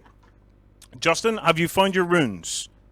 Yes. The first one is actually the F for Odin, which is here. Or is it the F for go flock yourself? No. Ans is Odin, insight, communication, inspiration, true vision. Okay. That's what this one's for. So I'm just going to color it in with the Sharpie now. I'm actually coming around to Jerry's idea, because I tried to do the yellow banding in this, but this is nowhere near dry yet. No. So I'm just accepting that I'm going to have to do it like this, put some runes on it, and I'd say that'll be me. What other runes are you thinking of putting on it then? One more on the other side. Would that be a U? I'm not sure if there is a U rune. We'll see here. Okay. Right. Let's mosey on round a little bit. We're trying to get power into our cameras now, guys. So we're sucking the power from them. I'm done with John, my abomination. You're done. I don't know what it is. John, let's just stand here and admire it for a little while. And appreciate my biggest failure on Beast of War. Surprisingly happy looking. I It didn't is, expect you to know, look John, as happy as that. For someone as unhappy as you, man, that is seriously like pick me up level stuff. I'm yo. expressing my inner happiness. When I see a tank, that is how I feel. Do you know what it reminds me of? Back in the 80s, there was a game called Frogger, and he had to cross the road. I remember. I had Frogger. This looks exactly like Frogger. In fact, if you hold this, go on. Right, Yep. I can recreate Frogger. Right? Watch this. Okay. By spinning this around. Oh, look at this. Look at that. See, you've ruined it even more now. Dear me. Okay. It's fine. Let's check on Oberus here. Oh, Ouroboros. Okay, so This looks really weird. I know I'm not very good at drawing snakes, especially with paint. Yeah. It doesn't It's a some might say it's a touch sensual, kid. Oh dear. Yep. He looks like he's got a proper suck on. Yeah, it's like, look, even the, you know, there's something about the way you've done this. The cheeks are imploding, man. It's like. All I have to say is you really know what you're talking about when it comes to sucking dick. Dear me. Right. Okay, let's move over to Jerry and see how he's doing. Okay. Ha. I think we're going to see a winner here if he can get his skates on. Can you guess what it is yet? Oh, hang on, no. Probably shouldn't be doing Rolf Harris impressions these days. No, not these days. Right. This show has rapidly went downhill. Okay. Warren? Yes? Lance has a straw poll set up for everyone to vote on who likes the shield them or who shield wins. Perfect. Let's basically. go into Lance and see how that works. Yeah, we will. Just in a minute. But before that, let's see how the poll itself is going to work. So, Lance, how will people be able to vote for the shield of their dreams? Yes, it's very simple. I've created a straw poll, so if anyone wants to join in and vote for their favorite shield, we have it here, and we can see exactly the results. We click here. Maybe some votes have come in. Yes, we've got 2 votes for Adam and 2 votes for Jerry. If we give them a 5-minute leeway, we can see who wins. Okay, how do people get to the straw poll? I've already linked it in all the chats. In all the chats, but can we give people an address? If they go to strawpoll.me and then go to 130-42017. So strawpoll.me 130-42017. Ben is also linking it. Okay, so www.strawpoll.me /130-42017. And if you go there, you can begin voting now for your various favorite shields. Are we at a stage where we can start to show these off? Justin is ready. So the second of my runes is Fehu, which is wealth, abundance, luck, energy, foresight, fertility, creation. So that'll do. I'm quite content with this. Yes. Perfect. Okay, so let's put them down. Okay, let's get them all side by side. Okay. Uh-huh.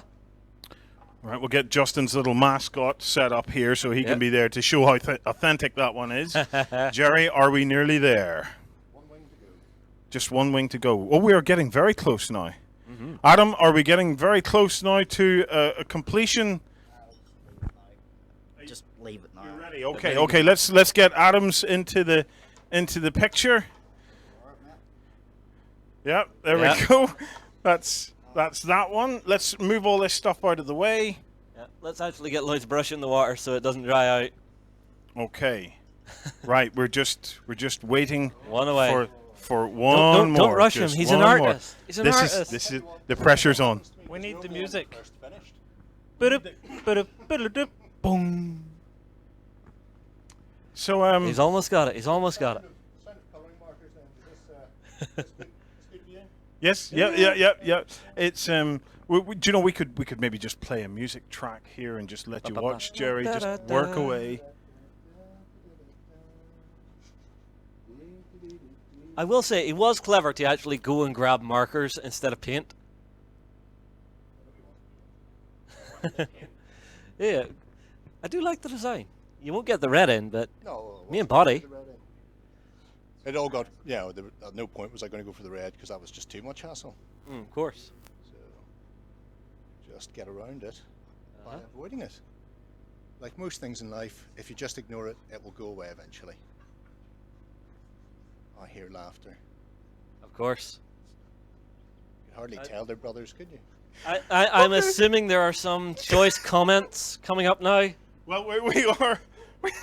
What's got you? We'll get to that in a minute. All right, he's very close here. He's very nearly there. Are we there? Are we there? Okay, so let's get Lloydie, okay, as we start to prepare for this. John, yourself and Lloydie can have one last quick look around the shields. Okay, Justin, you can come with me as we prepare for these final moments. Okay, so let's give all you viewers at home a last look at the shields.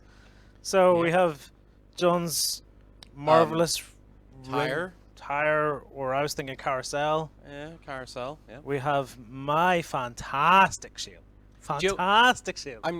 I'm going to be brutally honest, and I actually prefer yours because it's simple and nice, rather than what he's doing over here, which is stenciling essentially. Yeah, we have Justin's, which is punchy colors. I actually like Justin's a lot because I liked it when he did it on his wee figurines, because I thought, wow, those miniatures look really nice, that punchy bright color. But punchy colors, we have this one, which is fantastic. Who's this again? This is Oberus. Ouroboros. Blorberjoberus, is it? Somebody was wondering just what that poor snake would sound like. Can somebody tell me a bit about that? Jerry, what is it? No, what is this, but what is the... Is it not a part of Ragnarok? I honestly, I can't remember. Yeah, there's the world serpent that eats its own tail, but I can't remember if it's part of Ragnarok or not. Yeah. Okay. If you know anything about Ouroboros, okay, yeah, please, yeah, post it. Cycle of Life, we think. Cycle of Life. Jerry gave up. He didn't finish. You know what? That's about as good as Jerry's design got. Isn't that right, Jerry? Too much pressure, to be fair. Flip's sake. Jerry, man, I'm gonna I have to have hand to this say, back. well done. I bow my hat. Oh, wait. I bow Now, to you, are man. you That was finished great. with it, Jerry? Are you done? That's as much as I'm getting done Okay, now, yeah. right. Okay, guys, this is it. A vote for the choking Ouroboros, okay? Yep. A vote for Justin and his dedication to all things runes and the Yggdrasil tree. Yggdrasil. With a Y. Yggdrasil. A vote to Lloyd and his love for quarters and quads and ravens. Although that looks like a pigeon. A vote for Jerry, who just decided to come up and show us all up in that time. And a vote for John, which is a vote for the European Union. So once again, if you want to vote for that, the guys have posted links into the chat. I think you can go to, what is it again, Ben? It's Lance, www.strawpoll.me/1304 2017. Right.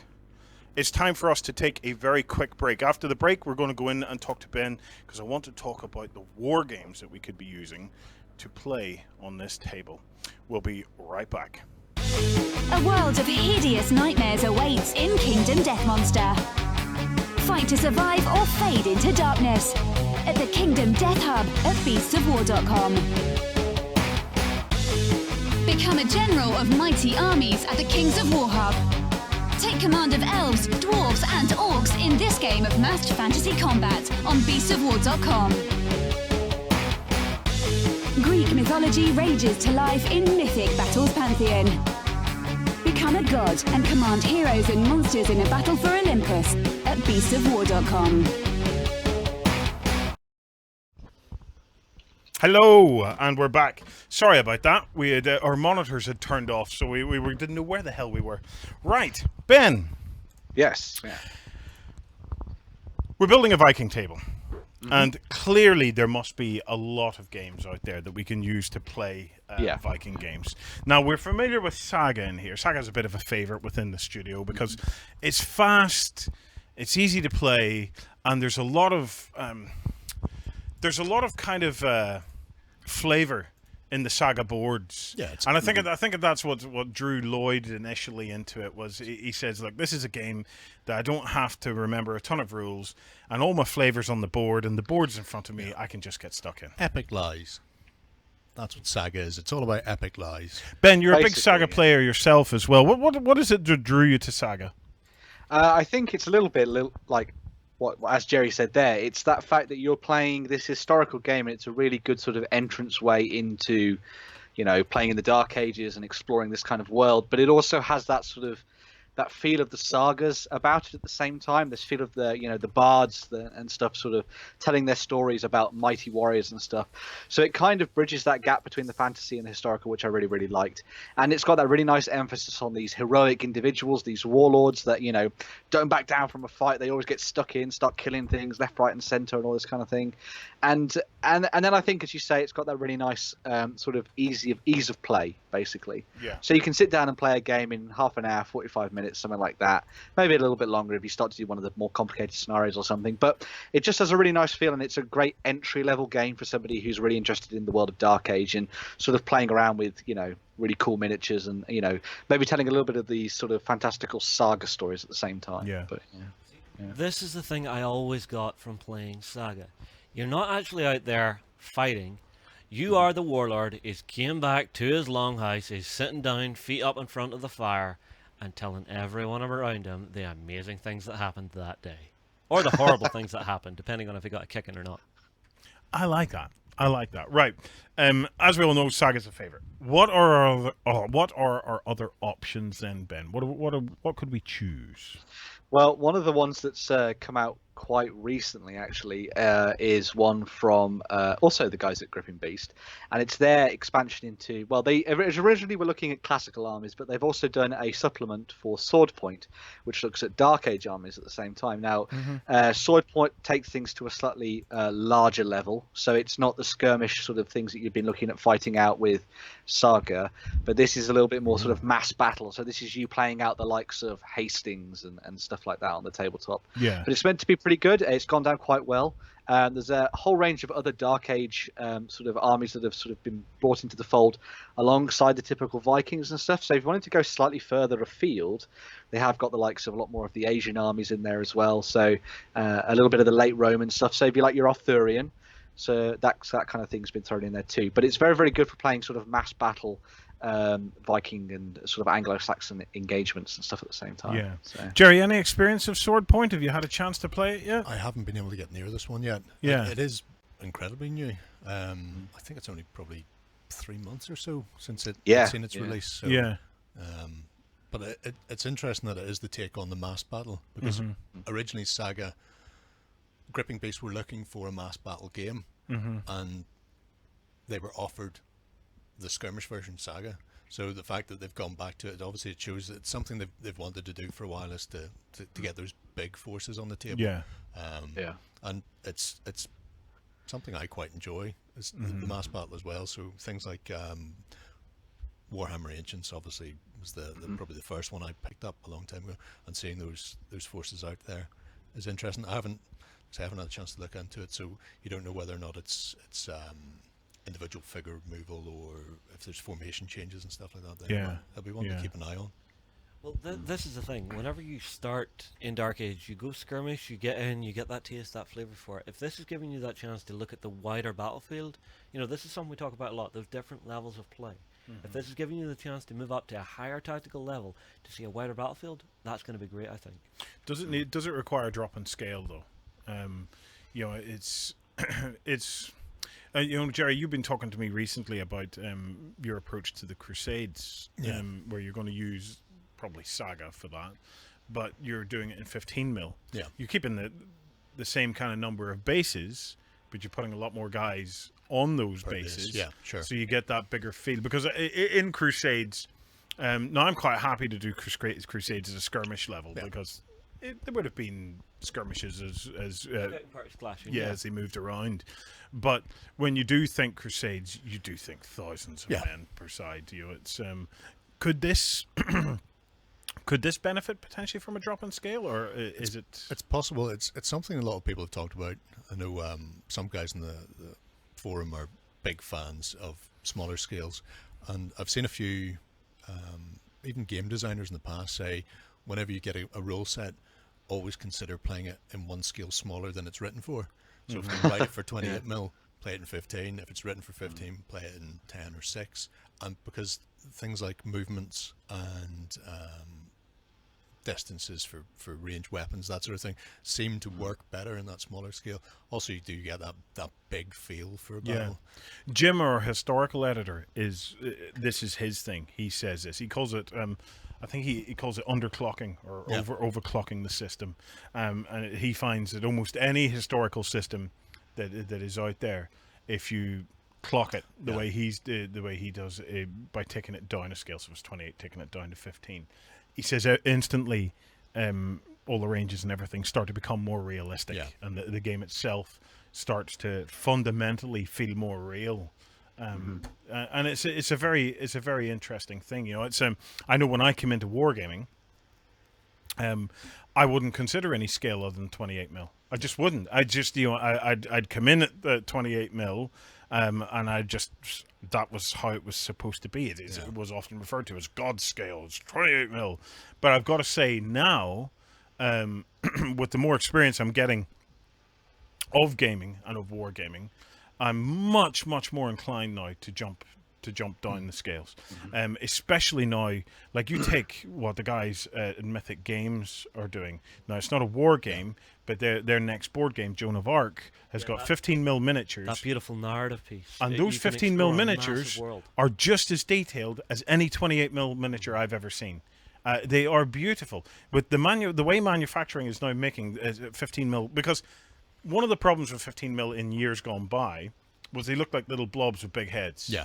There wasn't very much definition or resolution in the actual sculpt, never mind the casts, and one compounded the other, and they never really looked that great. It looked great when you had it all laid out on a battlefield, because I remember my Flames of War army with all my silver stugs, my 21 stugs, getting ready for battle, my flying saucer, and all my dudes, and my 88s. Oh, God, my 88s. When it was laid out, it was flipping awesome. But now you look at the quality of the stuff that's come out for Team Yankee. Yeah. You look at the quality of the stuff that's coming out in the new Flames of War 4th edition range. You look at what the guys at Mythic Battles, Mythic Games are doing with that Joan of Arc. I'm quite happy to jump down 20 mil, 15 mil. Heck, it'll not be long before Commodore Rob actually gets us into the 6 mil, which he's chugging away at now for the last 5 years. Taurus would tell you 6 mil's too big. He's a firm believer in 2 mil. Oh, 2 mil. Whoa. Dear me. I didn't know Wargames came in 2 mil. That's pluck a hair out of the beard and paint it. You know, it's like I have a lovely Egyptian army somewhere in 2 mil. Dear me. Yeah. But anyway, I digress. But yeah, you could certainly drop it down. It depends on what way the actual mechanics of Sword Point work. So if it's going to be individual figures, then you could do what I'm doing in Saga and just multi-base. Yeah. Keep the same basing the same, and then it will give you that grand scale. Ben, what else do we have? What other options? Quickly, just to answer a question from the comments and stuff. Yes, there is a Hail Caesar supplement that does go into the Dark Ages. I'm not entirely sure how it works, but Hail Caesar is a rule set that's been out there for quite a while now. Yeah. So if you are interested in Hail Caesar and you like that, method of play, Caesar that does exist. Hail Caesar works on units that are normally about 24 men strong, and then you've got a set base size, so you may find that your unit is, say, 4 bases, and each one will have 4 men on it or 6 men on it, depending. There's a bit of flexibility. They give you a rough idea of base size, but you've got your own sort of determination of it. But it means you've always got each unit is always 2 deep and 4 bases wide. This is the thing. Whenever you become comfortable with the rule system, don't be scared to actually go and hack at it a little bit. To actually see what you can, tweak it and change in it, because it's something you used to do a lot, Warren. You love talking about gaming in the gaps. Yes. Whenever you're comfortable with the system, that's whenever you can really go to town on trying to do that kind of stuff, like you doing your multi-basing. You're comfortable with Saga, you know it'll still work, and you're going to give it a go.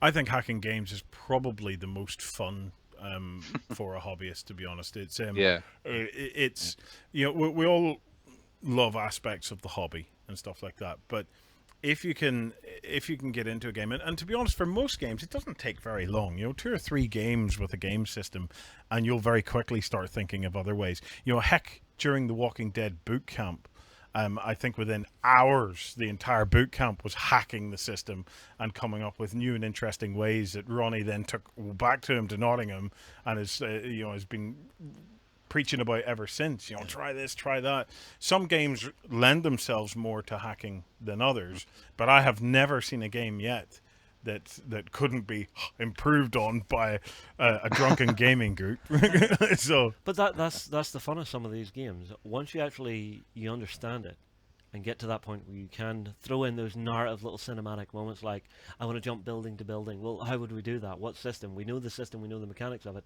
How would we build in from those mechanics and those things that they've thrown in to allow me to do that? Yeah. And that's just the cool bit. Yeah. There's another game I want to talk about called Blood Eagle, Ben. What do you know about that? Yeah, so Blood Eagle, which I actually have a copy of here. So there you go. There's a copy of it. Very nice indeed. Is that Raven again? Yeah, Raven again. It's the Hugin and Mugen. They're the Ravens, just for your knowledge. But there you go. Blood Eagle is a game in the sort of same style as Saga, but it's taking that skirmishing level down to maybe just a handful of men.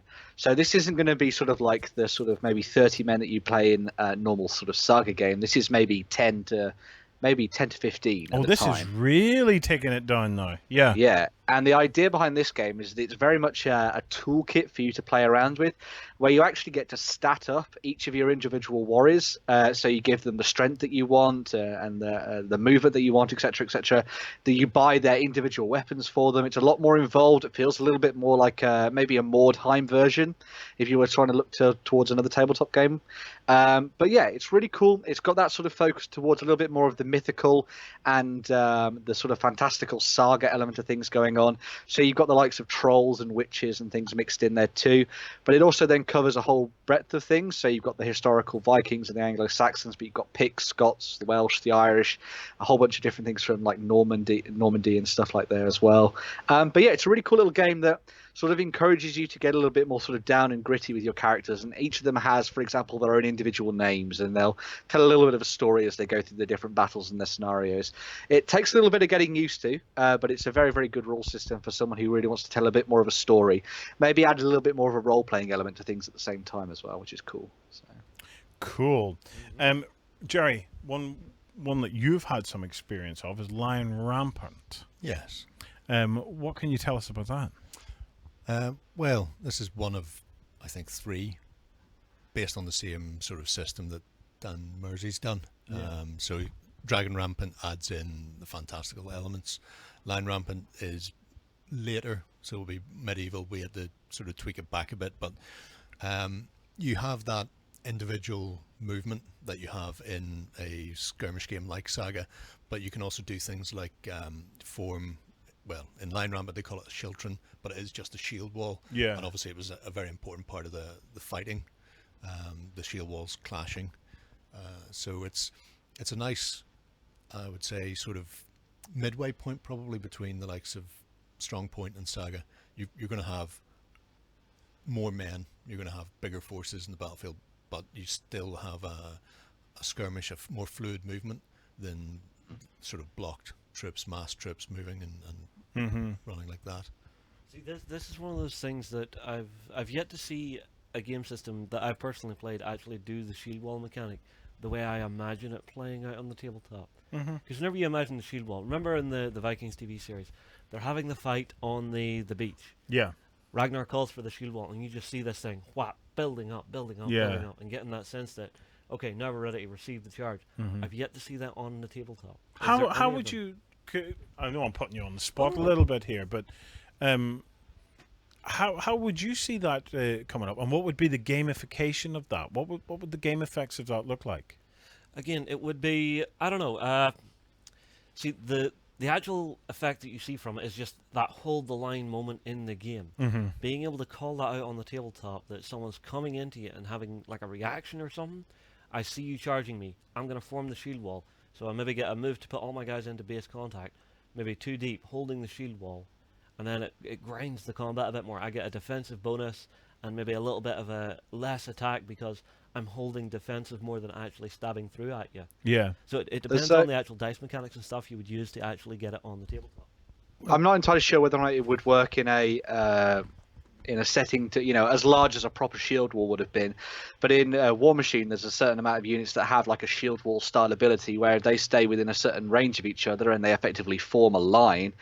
They give effectively what Justin's been saying there. They give like an armor boost to each other, and then when one of them is knocked out of the position, the others lose their shield wall bonus. So if you could maybe work that in, I don't think it would potentially work very well on a mass battle scale, sort of individual models being pushed around like that, but it could be quite interesting, and it sort of shows you a way that it's been done on a smaller scale, I guess. But, well, one of the things that it would do, Justin, is if it was a movement-based mechanic, as Ben says, that you would have to form up, it would mean that you would be you would have restrictions that you'd be choosing in the formations and stuff that your armies would be taking. Am I right in saying that I have seen a shield wall formed up and then them charge in formation behind the shield wall, or Yes. do they just? Yes, that did happen, didn't it? Yeah. I'm not imagining this. It's more or less the easiest way to term it for anybody who knows rugby is it's like a scrum. Yeah. So it's the shield wall was 2 lines of shields clashing, and then you're pushing at your opponent. Now, there might be some thrusts of spears over the top, or people trying to cut people's hamstrings below the shields, but it's that point where the shield wall breaks, and if you've watched rugby, whenever one scrum breaks, and there's just like the floodgates have opened, and everybody pours through. Yeah. So you have that wall, well, clash of shields, and then the impetus is to try and break your opponent's shield wall before he breaks his, because once you're broken, your defense goes, and you can be hunted down or singled out and butchered. Well, one of the things that I noticed in the reenactment, the reenactment battle that I watched, was that the weakness of the shield wall was at the flanks. From what I saw, that if one army had a wider shield wall than you, they started to envelop around the flanks and started to cut in from the sides. I think busting through the center of a shield wall would probably be fairly difficult, actually, because you're just looking at the amount of armor that you're having to cut through. It was. I'm not sure entirely how accurate the tactic is, but I'd seen it on a couple of shows, like historical shows in the past with Mike Loads and stuff. It's one of the things. It was like, I think it was called like the boar's snout or something, and it was an idea that you had like this almost like a triangle formation where you had your best heavily armed warriors with their Dane axes at the very, very front, and you formed effectively a point. And basically, these guys knew they were going to die, but you shoved that point straight into the shield wall and tried to put as much pressure behind it as possible to effectively break it. And then from that point, you sort of split the forces in two, and you could fight, individually, sort of more man to man. I'm not sure how much that actually worked on the tabletop. In history, but it was something that had come up in the past. I'm not sure how accurate it is, but it sounded quite interesting. Like a knight's lance formation. Yeah, like a lance you're formation. Driving the wedge in to split the opponent's line in two. So. You see, it's something I've seen in at least one of the systems I've played recently, Legends of Fabled Realms. Having that ability to react to your opponent in the game and do something like that, I think it's going to make for a very interesting, those watercolor moments you want. I think having the ability to do things like that is really what's going to draw you in and actually give you a bit more fun on the tabletop. You know, that's what I like about it. Right, there's one other game that I want to have a quick look at, and that's by one of the most beautiful manufacturers of miniatures in the world. Their miniatures are absolutely gorgeous. That's Fireforge Games, and they do Des Volt, okay? But they have a variant called Burn and Loot, Wrath of the Northmen. Ben, tell us a bit about this. Yeah, so Burn and Loot is the rule set that Lloyd has actually been looking at. I think him and Jerry talked about it a little bit in past episodes of The Weekender. And it was this kind of game that sort of meshes a little bit of the skirmish with the ranked up feel to it at the same time. And it's played in this sort of sense of you being able to raid towns and villages and stuff. Now, Wrath of the Northmen then takes this back to the actual Dark Ages rather than the Middle Ages themselves, and allows you to play out a lot of the Viking raids. One of the big things about this book is that it covers the period roughly between 650 AD to 1070. So it's got a pretty good breadth of time crossing all the sort of old Vikings and new Vikings periods. But one of the big things about it is it comes with a really cool campaign map inside there, which plots all of the different raids that were done by the Vikings. So you can try and play out individual ones of scenarios and stuff, which I thought was pretty awesome. But yeah, the Burn and Loot rule set, as I say, it's got a little bit of a mesh between the skirmish and the ranked up feel to it at the same time. Yeah. But it's a really cool and quick and easy system to get into. I know that a lot of people have been really enjoying it in the medieval setting, so it should work quite well when it comes to the Dark Ages, I think. So.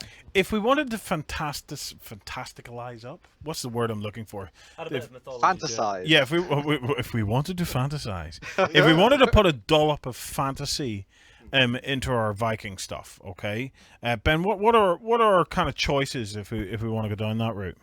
Cool. So one of the choices I think I've already kind of mentioned, it errs more towards history, but it would be Blood Eagle, because it does have a little bit of that sort of trolls and witches and things mixed into it. Yeah. But another couple of games worth taking a look at. One of them is Open Combat. Now, this is a pretty awesome game that sort of follows a lot of the same sort of rules and sort of mantras that Blood Eagle does. And then it allows you to sort of stat up and create your own different characters. But the focus is towards a little bit more of the fantasy element. And there's nothing to stop you with Open Combat making really cool Viking raiders and berserkers, and then adding in like the likes of trolls and witches and giants and those kind of things at the same time. Maybe a couple of dwarves thrown in there for good measure. Always got to put dwarves in the mix. But yeah, it's a really cool sort of system. It's worth going checking out, and it sort of covers a whole breadth of different things, actually. So if you're not particularly involved in the Dark Age side of things, you can also look towards medieval period or full-on fantasy at the same time as well. But yeah, really cool little system with some really interesting dice mechanics. It has a hardback rule book, and then what is it? There's open combat sword masters, open supplements, PDF editions. Yeah, there's a lot of options there. They've been working on it for quite a while, and it's a really nice, simple skirmish game system, which is really good for the tabletop. So.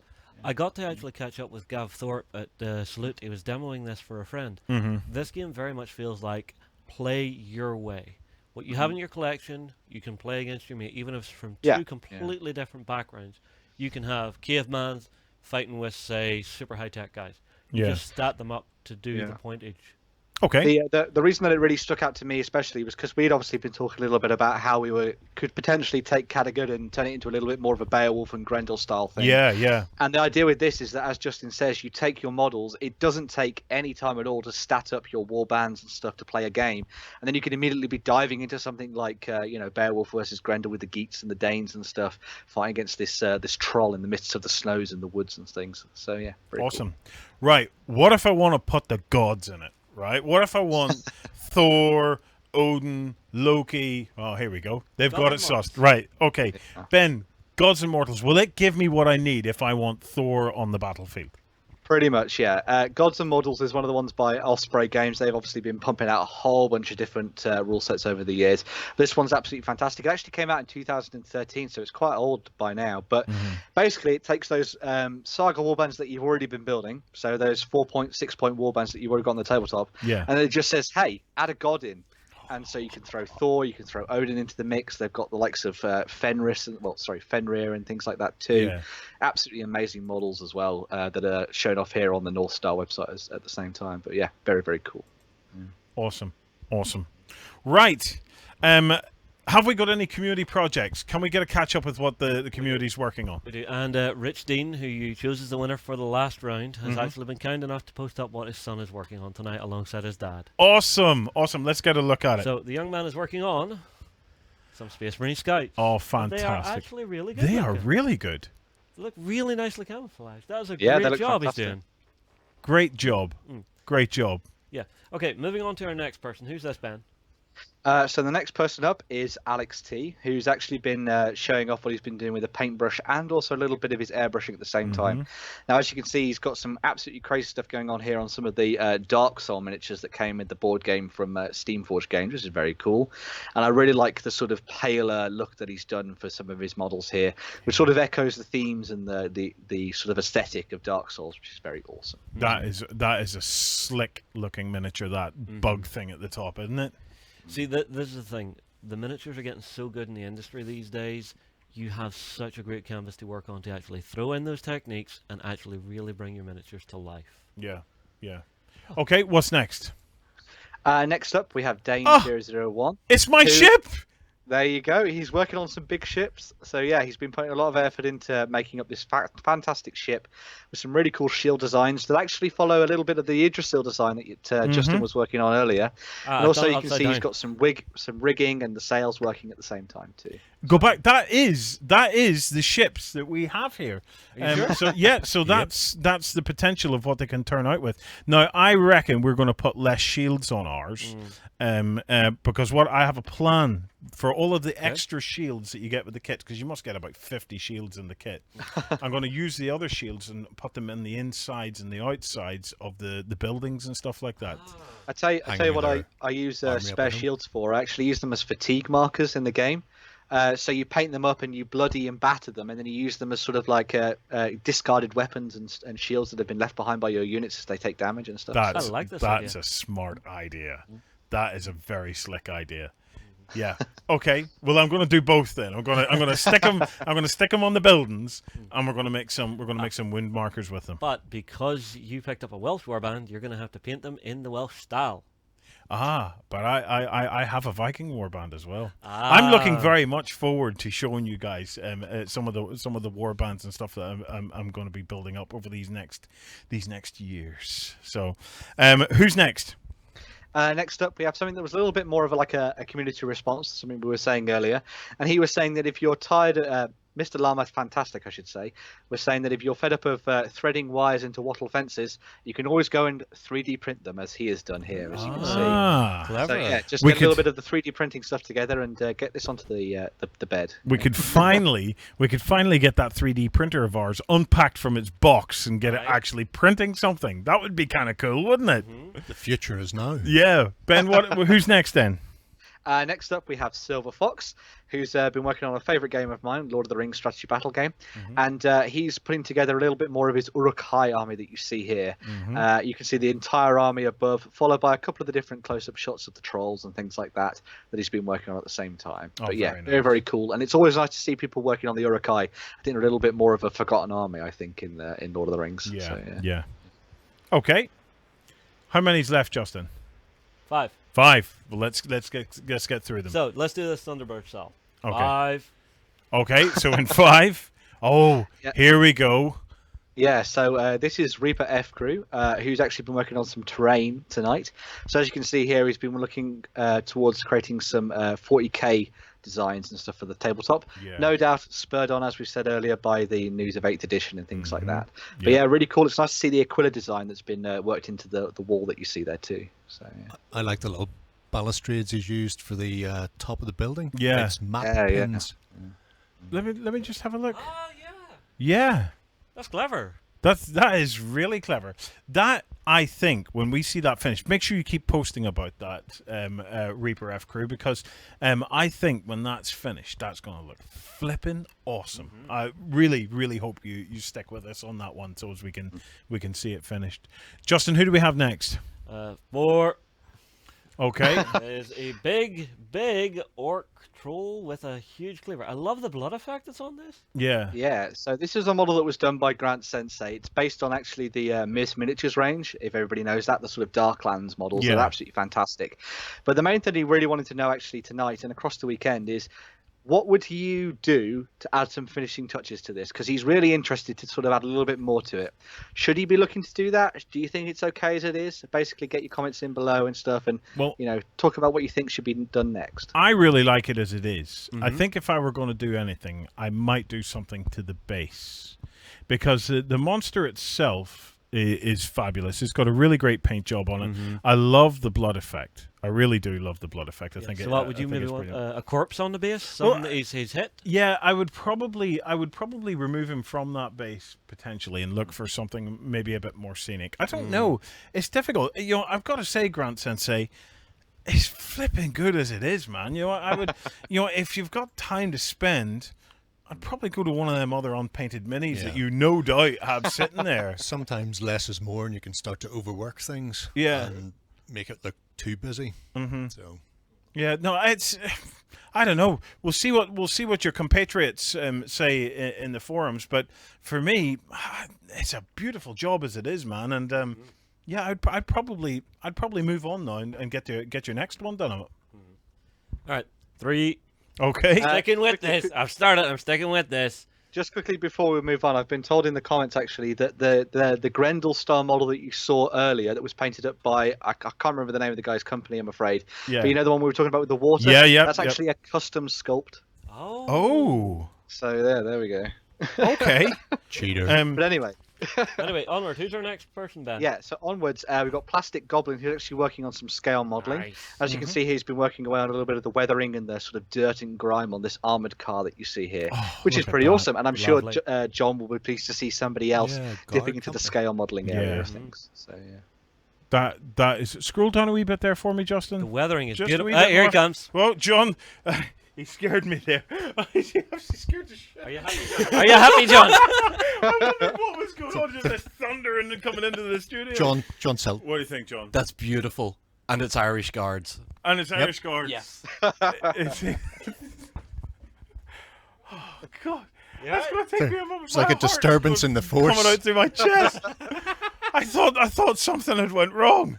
Right, scroll down just a touch for me. Yeah, right, the so weathering is beautiful. by this stage of the evening, we're at nearly 200 posts. Really? Wow. Already in that forum thread. So can I just say a massive congratulations to the community. Flipping well done, guys. This is just getting bigger and bigger. I'm loving it. Yes. Right. Who else have we got, Ben? So coming at number 2 is Ruttelmon here. Ah. He's been painting up some of his Reichland Reavers Blood Bowl team. So as you can see here, you've got Morgan Throg thrown into the mix. You've got the fantastic Ogre that comes with the set. And there's also one of the Blitzers too, with the really fantastic shoulder pads. Like completely ostentatious and a little bit Judge Dredd, but very, very cool indeed. Oh, I love it. And it's just nice to see these models coming to the tabletop some more. I love the cartooniness of this. Yeah. I mean, like, Blood Bowl has always been the really out there version of the Warhammer world where they didn't go to war. Yeah. So I love this style being taken to it, where it's just a little bit more fantastical than just the regular dark, gritty fantasy that we were looking at during Warhammer Fantasy. Yeah. Yeah. Okay, and then who's our final one? I think our final one is Rosewood 7. Yes. Hopefully that's right. Yes. And they have finished off this fantastic looking Bretonian Knight, which is a very, very classic miniature from the Warhammer Fantasy range, but looks absolutely fantastic. And it's been planned to be used in the likes of Age of Sigmar, Lion Rampant, Dragon Rampant, and even potentially as an NPC in an upcoming D&D campaign. But I just absolutely love this one because it had some really nice sort of touches with the red and the white, and it was done very, very cleanly and nicely, which I thought was very good. Right. Well, before I get Ben to pick our final winner of tonight, Ben, were you able to find the 15 mil Viking table that was being scaled up to the 28 mil?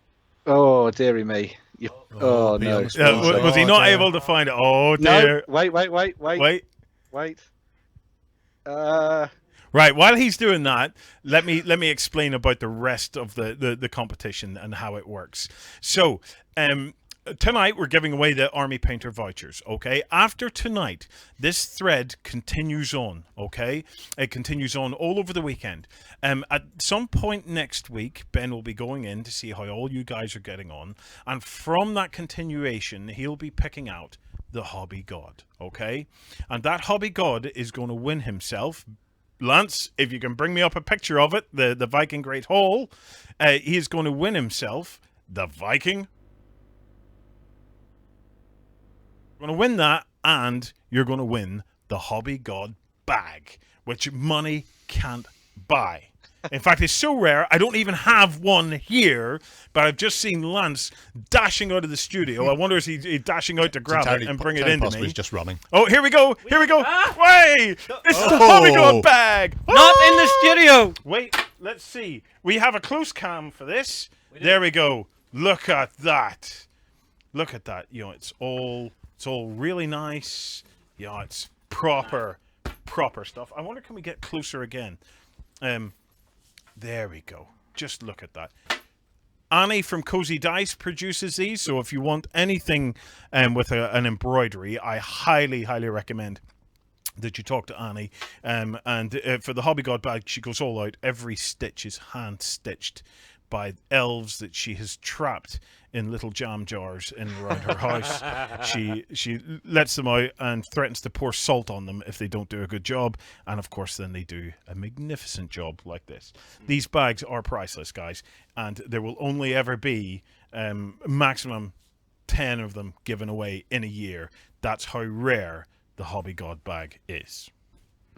Right, show me the table.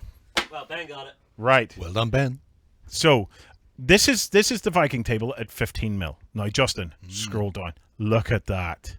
Now that is how you frame a photo. That is how you frame a photo. Is it just me, or has he actually went out into a field and set his camera so that the edge of the table is invisible, and then you have the actual field behind it? Yeah. Oh, very much so. I have seen how people do that before. Better than that. I think he has. But actually, if you go back, what? Yeah, if you go back a little bit, Justin, right? Down a bit. Up a bit. Down a bit. Stop. They are Viking burial mounds in the background. Really? Yep. Okay, now that is commitment to the craft. Well played, sir. Yeah. He does go one step better, though. Okay, so let's see. Keep going. Okay. Bit further. He did it at a Norwegian metal festival. Oh! Dude! God bless you. Yeah! We are in love, man. We are in love. That is just Nice. epic. Well Absolutely epic. It's yeah.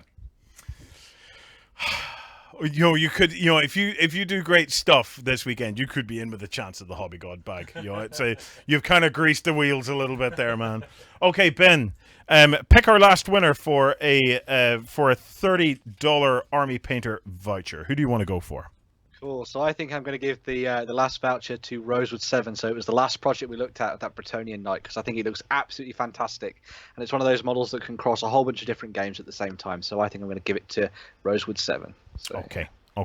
Right. Congratulations, Rosewood 7. Well Okay, guys. We are going to take a very quick break. We're going back out into the hobby hall. We've got a few last bits and pieces to show you guys, and we're going to find out who you voted for in the Viking Shields competition. And yeah, we've got a little bit more fun to have before we wrap up this night. Yeah, we'll be right back. Twisted aliens and demented cultists battle across the devastating science fiction world of Dark Age. Muster your forces and learn to survive at beastsofwar.com. Anime cyberpunk style meets skirmish combat in Infinity. Experience 8 high-tech factions and fight to control the human sphere at the Infinity Hub on beastsofwar.com. Progress comes to a world of magic as science and the arcane combine to make marvels. Meet steampunk inventors and orc mystics at the Volsun Hub on beastsofwar.com. Hello, and welcome back to the Hobby Hall, where I've continued laying out some stuff. John, what do you think? I think we've got some real progress going on here, and I'm quite liking what we're seeing at the minute. Yeah, I'm doing a little bit more rearranging. I realized that we hadn't put in anywhere where we were actually building a boat. Yep. So I thought, hold on, let's put a boat in here. So we've got boat construction going on. Do you think we could use this? Does this look weird? I like that. Actually having it look like it's being built up around so they can work on the boat itself. To do that, I've obviously moved this over and I've fiddled around. And I think we probably will build up a couple of bits just back here, on either end, so all the height isn't all over to one side of the table. It helps frame things, doesn't it? It's one of the things that you find whenever you're building a gaming table, especially gaming tables that have a bit of height to any particular part of it. It's always worth then trying to get some height elsewhere just to frame the entire thing, and not make the bit of height that you have over here just feel odd and out of place. If we can untether you, and you can maybe you can make it all the way around here.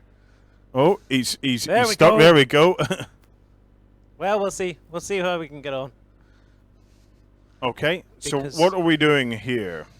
I'm just laying out the big foam bits that we have here, to try and get an idea of how many we need to get a particular height and a particular amount of coverage. Yep. Because we need to get from this edge of the table all the way over here. So we'll probably only even need 4, because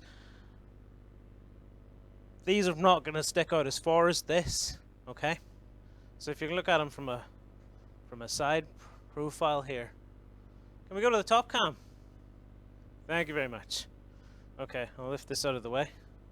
Now I've put down these foam blocks. Okay, so there's a full foam block down here, but we're probably not going to be using all of that, so some of that's going to get cut off, and then we can lift that up and put it on the top level, which then gives us this level up here. So although I've laid out 4 blocks here, if we can go back to the active cam, 4 blocks, hopefully we'll not need 4 blocks to do that, and then we'll have a little bit of extra left over to bring us a little bit further over here. Or would you consider potentially going a 3rd block high? I'm running in front of you guys again. Yes. Can we consider potentially taking it up that 3rd block? Yeah. Yeah. Because remember, there'll be more offcuts off of this. So when the reason being is to get some serious height on this side, because after we saw the reference photos, or do we still want well, here's ledges? The thing. I wouldn't join them. I would keep it modular so that we could potentially lift them off. Yeah. So as to make it either lift them off, or even potentially, Lloyd, just have ledges, as you say, move them a bit further back. I think make it playable, but make it big. I've put out a few miniatures so you can get the idea of the scale involved here. Let me put this up here. Maybe you can see that better. Yeah. So you can see the sort of the scale of the material we're going to work with. And I took some offcuts, some bits that were left over from other projects. Icebergs. Them around. Icebergs. I think these specifically cut in with the potential that we talked about of the frosted acid, or the frosted, what do we call it? It's like frosted plastic, wasn't it, for covering projects? I think this will just work. The nice thing about the blue is the blue will actually lend itself well to once the white paints over it. It'll give it, because icebergs are kind of a blue inside. Yeah. So it's so the blue might work really well for this. Any blueness left will just look like the scattered light going through the iceberg. Yeah. Which is really cool. Yeah. But yeah, I think we've got the semblance of the plan down. Mm-hmm. How long it'll take to do, that's a different matter, but the plan's essentially here in front of us. Yeah, I'm going to be playing on this next week. Right. No chance. I have one other bit of hobby to show you guys. Okay. So I want to introduce you. This is Adam. So Adam, come on round here, Adam. So as well as drawing amazing self-digesting snakes, Adam is also becoming a bit of a whiz at putting together buildings. So let's see if we can untether Tom here a little bit so as to be able to get him in. So Adam has been working. Come on around this way, Adam. Yep. Adam has been working on La Hasante. I have one. So we are talking about at some point this year having a La Hasante battle. So we managed to get a hold of the kit, and we've been working away on the actual board itself. So Slowly Adam, but surely we've been working on it. It's taken a bit of time. Yeah, it's it has been a difficult kit. Like, Justin would probably have a bit of difficulty with this. He's pretty amazing at this himself. Yeah. The stuff I've seen him building. You've got to really point these in, man, to make them work. Yeah. So Thanks very much, Warren. Yeah, so Justin is, without a doubt, our expert at this kind of stuff. But I just wanted to say, to show you just how... there he is. Justin, actually, I tell you what, you can tell him how good a job he's done while I lift lids off and show people just how amazing this is. Yeah, sure. So the whole this Haysaint complex is a big chunk of terrain. So you've got upper and lower floors. The guys at Foreground do beautiful work, as always. They know exactly what they're up to. They know exactly what's going to happen. The actual roof that Warren just took off, there is actually a burnt variant, so you can play the Battle of Haysaint speaking out. Of you have it? burnt variant, I've kept it underneath the table. Oh, it's that way right there, Warren. Yep. Yeah. There you go, so mate. you can actually have it that through your games of Haysaint for Waterloo, you can have that becoming burnt at some point during the battle. So you can actually be testing for that. I believe that the interiors actually pop out. Now, I wouldn't do that, Warren, because these are very, very closely done. These are precision milled. Yeah, they are. Yeah. But, actually, is there lights in there? Yes. Did you put lights in there? Yes, I put lights on this. I took little candle lights. Uh-huh. Oh, they look quite pretty. What? Oh, sorry. I took little candle lights, and I got John to put an orange kind of a glaze onto them. And then Do you want me to hold that mic for you, Warren? They go like that. Oh, lovely. That's quite a nice little inner glow. And they glow, and then when it goes on, obviously we need darkness, but I don't think we're going to be able to get that in the studio now. You can see the nice little glow in the windows. It's really, really nice. Yeah, gives a bit more depth. It works well.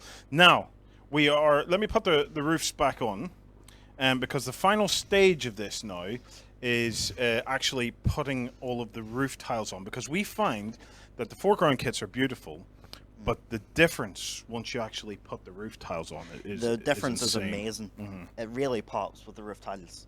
So the roof tiles, if you've never done it, if you've bought foreground buildings, you would be mad not to go and pick up little packs of these roof tiles. So they have them online, but you can also pick them up when they're at the shows like Salute, possibly UK Games Expo. And we'll be doing a video. I think we've done videos recently, but there's more coming out where we're actually doing these roof tiles. The pirate board. Yeah, the pirate board was the pirate board realm stuff as well. Pirate board had that. So Adam, great work. Thank you on very this. much, Warren. We're looking forward to seeing it completely built. Same. Right, final bit of housekeeping here before we find out who won the Viking Shield contest. We are going to have a 5 or whatever number of parts series backstage on the build of the Kattegat table. Okay, it'll follow a similar format to what we had at Hobby Lab for the Caribbean table, but it'll be a few weeks before that comes out. In the meantime, though, there will be another multi-part series, which is the build of this table. So this is a Mordenberg frosted table. So we'll be pulling that together into a number of parts to show you how we took Mordenberg buildings and made them look like they would freeze your nuts off. If you have nuts. If you're wanting to see these actually being played with on the table, we already have a battle report out, I believe, where myself and the guys from Privateer get a bit of a training match in with this table. Now, we do change the mat up, but the buildings look fantastic on the table. Absolutely. Right. All that's left to do is to visit Lance in the gallery, and let's find out who ultimately has won the Shield Challenge. I'm going to have to think of a prize. Are you ready? Yes. Are you ready? John, give us a little drum I'm ready. roll. We need a drum roll, John. Gonna break the place. Okay, refresh. Refreshing. Oh, It's Adam. oh, it's Adam! Adam is the winner! Okay, so let's see. We have Adam in first place, Lloyd in second place, Jerry in third place, Justin in fourth place, and we have a very anti-European audience tonight. It's because poor John with his dots and spots and happy-go-lucky approach. It just didn't pan out, man. But you know, someday we'll be doing, I don't know, like something like pin-ups on the front of an airplane or something like that. That could work. Yeah, that could work. That could work. That could work. Yeah, we could do that. We will do something totally World War II. Right. So winning just like 5 minutes ago. What just happened? okay.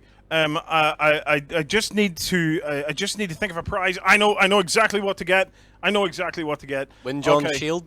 It's Adam.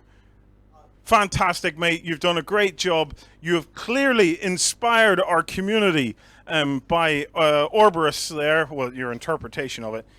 It's Jormungandr. Jormungandr. Oh, is that So here, you hold it. That is yours now to keep. Can I have a Okay, sword as well? you will have a blankety blank checkbook and pen, and I have a speedboat parked out in the front for you to take home with you tonight. But also, That's this is my but You can keep your chocolate bar, mate. Enjoy your No, Yeah. no, Adam. you've earned it. Yeah, you've earned it. There you go. Right, well done, Adam.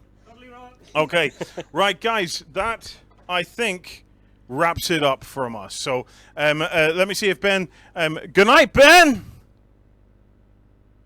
Yeah, we got a thumbs up from the Ben. There he is, thumbing up. Right. Okay. Big thank you to all the team for sticking around tonight. Most importantly, though, a massive thank you to all of you guys. And can you believe it? We actually did this entire stream in one shot. Right in my ear. And we even had failures, but my redundancy plans worked. So, pat on the back. Right. Thank you for watching, everybody. Remember, prizes. Stay involved in the hobby forums. Tonight is just about kicking off your hobby stuff.